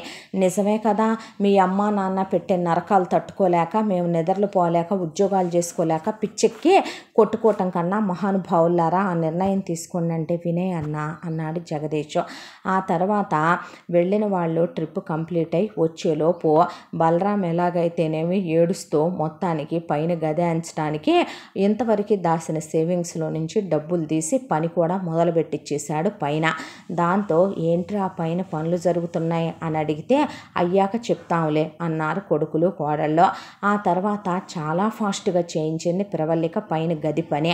గది అయిపోయింది. గది అయిపోయిన తర్వాత గదిలో ఒక అత్త కోరుకున్నట్టు అత్త కళ ప్రకారం ఒక షెల్ఫుల తర్వాత కబోర్డ్స్, ఆ కబోర్డ్స్ కాకుండా వాళ్ళకంటూ ప్రత్యేకంగా అన్ని హంగులతో ఉన్నటువంటి ఒక కిచెను, ఆ కిచెన్లో అన్నీ కొత్తగా ఉన్న నాన్ స్టిక్ కుక్వేర్లు, ఆ తర్వాత వాళ్ళ కోసం అని చెప్పి ప్రత్యేకంగా ఒక ఫ్రిడ్జ్, ప్రత్యేకంగా ఒక టీవీ, ప్రత్యేకంగా ఒక ఏసీ, ఆ తర్వాత డన్లప్ పరుపు మంచం, పిల్లోలు, బెడ్షీట్లు, ఆ తర్వాత రొమాంటిక్ పెయింటింగ్స్, ఇల్లంతా డెకరేట్ చేసుకొచ్చారు కొడుకులు కోడళ్ళు పైకి వెళ్ళే. ఏదో బతుకు. ఏ రోజైనా వీళ్ళ మొహాల మండ వీళ్ళని అడిగామంటే మనం ఎలాంటివి కావాలని అనేసరికి మేము ఇచ్చిందాక మీరు ఆగాలి అన్నాడు బలరాం. అబ్బో ఆలోపు నాకు మెమ్మకన్నా నయ్యం ఎంత వచ్చింది అక్క, మనం ఆ వయసు వచ్చిన తర్వాత రిటైర్మెంట్ తీసేసుకుంటాం, వీళ్ళని ముట్టుకోనివ్వమనేమన్నా నువ్వు గ్యారంటీ ఇస్తావా? అంత మీ బావకిను మీ మొగుళ్ళకు ఉందని మీరు అనుకుంటున్నారేంటే అంది వాహిని. వదిన నీకు దండం పెడతాం వదిన అనేసరికి అయ్యో ఆ మొహాలు చూడు, ఆ మొహాలు 3 ఆమదం తగిన మొహాలే, వాళ్ళ నానంత స్టామినా ఉన్న మొహాలు కాదివి, నువ్వు ఊహించేసుకోకు, ఒకళ్ళో ఇద్దరినో తొందరగా కనకపోతే అందుకు కూడా పనికిరావి 3 అనేసింది వాహిని. నిజమే మరి అంది విదుర. ఉసే నీకు దండం పెడతా నోరుమోయ్ అని మొత్తం డెకరేట్ చేసిన తర్వాత అమ్మా నాన్నలకి బ్లైండ్ ఫోల్డ్స్ కట్టి పైకి తీసుకెళ్ళారు. తీసుకెళ్ళిన తర్వాత ఏంట్రా అనేసరికి సర్ప్రైజ్గా ఆ బ్లైండ్ ఫోల్డ్స్ తీసి ఈ గది మా అమ్మా నాన్నల కోసం మేము కట్టించాము అని చెప్పి లోపలికి తీసుకెళ్తే మా కోసమా, అద్దెకివ్వటానికి కాదా అని అడిగారు. లేదమ్మా మీకోసమే అన్న తర్వాత నిజమే అంటే నిజమేనత్తయ్య అంది ప్రవల్లిక. ఎందుకు అన్నారు 3 పెళ్ళాం. ఏమీ లేదు, కింద మేము వర్క్ చేసుకుంటున్నాం, మా కోసం ఎవరో ఒకళ్ళు వస్తున్నారు, మా చుట్టాలు బంధువులు వచ్చినప్పుడల్లా మీరు హాల్లో పడుకొని ఇబ్బంది పడుతున్నారు, అలా కాకుండా ఇక్కడ చూడండి మీకోసం ప్రత్యేకంగా ఒక గది కట్టించాం, అలాగే మీకోసం లోపల అటాచ్డ్ బాత్రూమ్స్, బాత్ టబ్స్ కూడా పెట్టించాము, అలాగే షవర్లు కూడా పెట్టించాం. ఇక్కడ ఈ కిచెన్ చూసావా అత్తయ్య, ఇది అల్ట్రా మోడ్రన్ కిచెన్, ఇందులో మీకు కావలసిన అన్ని మిక్సీలు, గ్రైండర్లు, ఫుడ్ ప్రాసెసర్లు, జ్యూసర్లు అన్నీ కొనిపెట్టాం. ఇదిగో ఫ్రిడ్జ్, ఏసీ, టీవీ, మీకోసమని ప్రత్యేకంగా వైఫై, డిష్ అన్నీ పెట్టించాం మేము ఇక్కడ, మీకు ఏది తక్కువ కాకుండా మీరు అన్నీ ఎంజాయ్ చేయొచ్చు. ఇది డన్లప్ పరుపు మంచం ప్రత్యేకంగా ఆర్డర్ ఇచ్చి తెప్పించాం అత్తయ్య. అలాగే చూడండి ఇవన్నీ రవివర్మ పెయింటింగ్స్ అంటే మీకు ఇష్టం కదా మామగారు, రవివర్మ పెయింటింగ్స్ పెట్టించాము. మాకు చేతనైనంతలో మీకోసం నిలువెత్తు అద్దం ఉండాలనుకున్నారుగా అత్తయ్య, ఒకరోజు అన్నారు గుర్తుందా నాతో. ఇక ఇలా అయితే బాగుంటుంది అనేది రెండో బావ రెండో అక్క ఆలోచన, అందుకే ఇలా చేయించారో. ఇదిగో దీని నిండా మీకోసం శారీస్ కొన్నారు పెద్దక్క పెద్ద బావ, మీరు ఎప్పటి నుంచో మీకోసం ఏమీ ఇవ్వలేదని మీ అబ్బాయిలు 3 బాధపడుతున్నారని మీకోసమని ఇదిగో అత్తయ్య మీ అబ్బాయిలు నెక్లెస్, గొలుసు, గాజులు, మావయ్య కోసం బ్రేస్లెట్, ఉంగరం, watch, branded watch, hand chain, మెళ్ళో చైను, అలాగే మావయ్య కోసమని చెప్పులు చూడండి, షూస్ చూడండి, ప్యాంట్ షర్ట్స్ చూడండి, డైలీ వేర్ చూడండి, జిమ్ వేర్ చూడండి, నైట్ వేర్ చూడండి, ఇవన్నీ మీకోసం పెద్ద బావ పెద్దక్క కొన్నారు. ఇక మీ 3వ అబ్బాయి అయితే మా అమ్మ నాన్నల కోసం మేమేమీ చేయలేదని చెప్పి చూడండి అన్ని రకాలు ఎలా సరుకులు మీకోసం డ్రై ఫ్రూట్స్, నట్స్ అన్నీ 6 నెలలకు సరిపడా నింపేశాడు జగదీష్ అని చెబితే మిగతా కొడుకులు కోడళ్ళు అలాగే చూస్తూ నుంచుంటే అది కాదమ్మా అని సుదర్శన్ అంటే చాలే ఆపవయ్యా, పిల్లలకి ఇవ్వాలనిపించింది ఇచ్చారో ఏంటి, అయినా వాళ్ళు మన ఇబ్బంది పడుతున్నామనే కదా ఇలా చేశామని చెప్తున్నారో, వాళ్ళకి కింద ఇబ్బందిగా ఉంటుందంట మనం ఉంటుంటే. పర్లేదులేమ్మా, మిమ్మల్ని మేము ఇబ్బంది పెట్టకూడదు, మాదే ఉందే ఏదో ఒక మూల ముసలోళ్ళం, అలా మేము ఏదో ఒక మూల గడిపేస్తాం, మాదే ఉందిలేమ్మా, మీ వరకు మీరు అవును మరి ఆఫీసుల్లో పనిచేసుకునే పిల్లలు, మీకు బోల్డన్ని వర్కులు ఉంటాయి, మీకు చుట్టాలు పక్కాలు వచ్చి వెళ్తూ ఉంటారు, మీరు మా కోసం వంట కూడా చేయొద్దు అత్తయ్య, మీ వంట మీరే చేసుకోండి, పైన మా వంట మేము చేసుకుంటాంలే కింద అంది ప్రవల్లిక. అదేమన్నమాటే పిల్ల, భలే దానివేనే, శుభ్రంగా పని మనిషిని పెట్టుకోండి. ఆ పని మనిషిని నేను రమ్మన్నప్పుడు తప్ప పైకి రావద్దని చెప్పండి. మీరు పద్దాక పైకి రాబాకండమ్మా, ఒరేయ్ మీరు కూడా రావద్దు పైకి, మోకాళ్ళ నొప్పులు వస్తాయి. నేనే పొద్దున్నే టిఫిన్ చేసి తీసుకొచ్చి కింద పెట్టి వెళ్తాను. లంచ్ బాక్సులు తీసుకొచ్చి వీళ్ళ కింద పెట్టి మీకు హాట్ బాక్స్లో పెట్టేసి వెళ్తాను, తినండి. ఈవినింగ్ స్నాక్స్ నేనే పంపుతాను. రాత్రికి నేనే మీరేం తింటారో తెలుసుగా వండి కింద పెట్టేస్తాను, లేదంటే పనమ్మాయితో పంపిస్తాను, సరేనా అని. ఇక మీరు వెళ్ళండమ్మా అనేసింది అత్తగారు. అనేసరికి అమ్మ దీని ఎంకమ్మ అనుకున్నారు కోడళ్ళు. ఆ తెల్లారి నుంచి ఇక మంజుల సుదర్శనం కిలకిలా రావాలు, కిందకిన పట్టం, సరసాలు, ఇద్దరూ కలిసి రాత్రి 2 దాకా 3 దాకా పైన లైట్లు వేసే ఉండటం, జోకులు వేసుకోవటం, ఒకళ్ళతో ఒకళ్ళు నవ్వుకోవటం, పొద్దున్నే లేవటం, వాకింగ్కి వెళ్ళటం, వెళ్ళేటప్పుడే కొడుకులకి కింద టిఫిన్లు కోడళ్ళకి ఒకే టిఫిన్ చేసి అక్కడ పడేసి కొడుకుల కోసం బాక్సులు, కోడళ్ళ కోసం హాట్ బాక్స్, ఒక 2 కూరలు అక్కడ పడేసేది మంజుల. ఆ తర్వాత పనమ్మాయి వస్తే పనమ్మాయిని కింద పనంతా అయిపోయాక రమ్మంటారా అమ్మా అని కింద నుంచో అని అడిగితే రమ్మనమని గబగబా అరగంటలో పనంతా చేయించి బట్టలు పనమ్మాయికి ఇచ్చి కిందే ఉతికి కిందే ఆరేసి ఐరన్ అయిన తర్వాత నేనే వచ్చి పట్టుకెళ్తాను అని పైకి పట్టుకెళ్ళటం. వియాల వారు వచ్చినా సరే పైన నుంచే బాగున్నారండి నేనే వస్తున్నాను కిందకని వచ్చి 3 పెళ్ళాం 5 నిమిషాలు కూర్చొని పలకరించి పైకి వెళ్ళిపోవటం.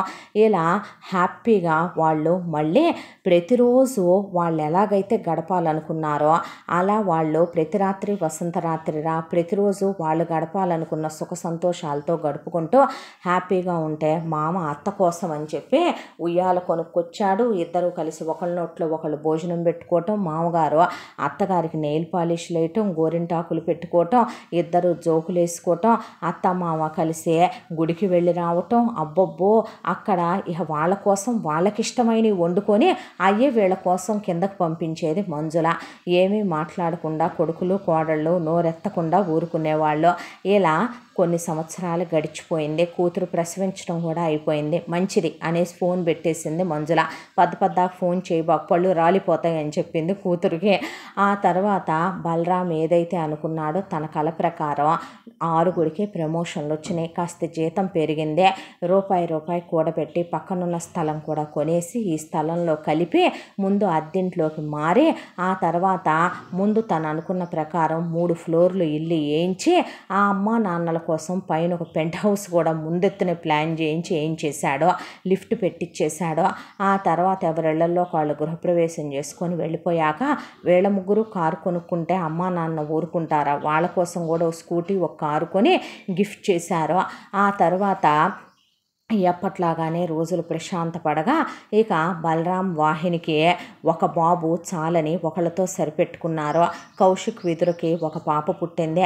జగదీషు ప్రవళిక కూడా ఒక బాబు చాలనుకొని వాళ్ళ పిల్లల్ని వాళ్లే కని వాళ్లే ఎటు ఇళ్లల్లో ఉంటున్నారు కాబట్టి కోడళ్ళు వాళ్ళ పిల్లల్ని వాళ్లే పెంచుకుంటున్నారు. అత్తగారు ఎంతోటి పెంచిచ్చేదో వాళ్ళకి తెలుసు కాబట్టి ఇక వాళ్ళు నోరు కూడా ఎత్తకుండా వాళ్ళ పిల్లలకి వేరే బెడ్రూము, వాళ్ళకి వేరే బెడ్రూము, గెస్టులకు వేరే బెడ్రూము, ఎక్స్ట్రా ఇంకో బెడ్రూమ్ కూడా పెట్టి మరీ కట్టించాడు. ఇల్లు కట్టించేటప్పుడే బలరాము. ఇక చెల్లెలు ఎప్పుడైనా వస్తే ఉంటానుకని ఒక అవుట్ హౌస్ కూడా వేయించాడు ముందెత్తున ప్లానింగ్తో. అమెరికా నుంచి పెళ్ళై ఇన్నేళ్ళు అయ్యాక పిల్లల్ని తీసుకొని వచ్చింది జగతే. అవుట్ హౌస్లోనే ఉండు నువ్వని చెప్పేసింది మంజుల.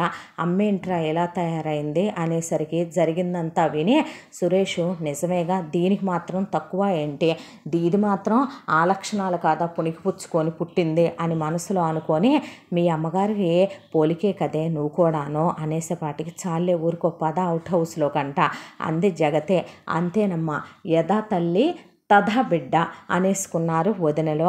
మనమ్మ నాన్నలు అలా కాదా ఏంటక్క, నువ్వు ఒకదాని ఊరుకోవే, రేపు మనం కూడా అంతేలేవే, అదనేది నిజమేగా అంది విదుర. అంతేనంటావా, నీకు బీపీ తగ్గింది కదే అన్నాడు బలరాం. ఏదోలే అందే. అప్పటి నుంచి సేవింగ్స్ చేసుకోవటం మొదలుపెట్టి ఎప్పుడూ మాత్రం వీళ్ళ విషయంలో మెచ్చుకోవాల్సింది ఒకటే, ఎంత జరిగినా వాళ్ళ ఐకమత్యం ఏమాత్రం దెబ్బతినలా. తోడుకోడళ్ళు ఒక మాట అనుకున్నది లేదో, అన్న ముందుండి నడిపిస్తేనే నడిచారు తమ్ముళ్ళు. అలా ఇల్లు కట్టుకున్నా, కార్లు కొనుక్కున్నా, అమ్మా నాన్నలను అలా ఉంచినా, పని మనుషుల్ని పెట్టుకున్నా, కార్లే కొనుక్కున్నా, ఉద్యోగాలే చేసుకుంటున్నా, పిల్లల్నే కన్నా, అంతా ఒక ప్లానింగ్ ఆఫ్ లైఫ్. ఆ తర్వాత కూడా బలరాం డబ్బుల్ని దాచిపెట్టి 3 సైట్లు కొని 3 ఫ్లోర్ల షాపింగ్ కాంప్లెక్స్ కట్టించి అది అద్దెకి ఇవ్వటం, వచ్చిన 3 అద్దెల్ని ముగ్గురు అకౌంట్లలో సమానంగా వేయటం, తర్వాత 3 ఫ్లోర్ల ఇల్లు 6 పోర్షన్లు కట్టించి దాన్ని అద్దెకి ఇవ్వటం, ఎవరి అద్దెలు వాళ్ళ అకౌంట్లో వేయటం, ఇలా మెల్లమెల్లగా ప్రాపర్టీస్ కూడా పోగు చేయటం మొదలుపెట్టాడు. మా అన్న లాంటి అన్న ఉంటే ఆలోచించుకోవాల్సిన అవసరం ఏంటని. తోడుకోడళ్ళు ముగ్గురు సొంత అక్క చెల్లెళ్ళలాగా ఉండేవాళ్ళు. పుట్టింటి వాళ్ళు పెట్టలేదనే ఆశ లేదు, అత్తింటి వాళ్ళు మమ్మల్ని ఏదో అన్నారనే ఆక్రందన లేదు.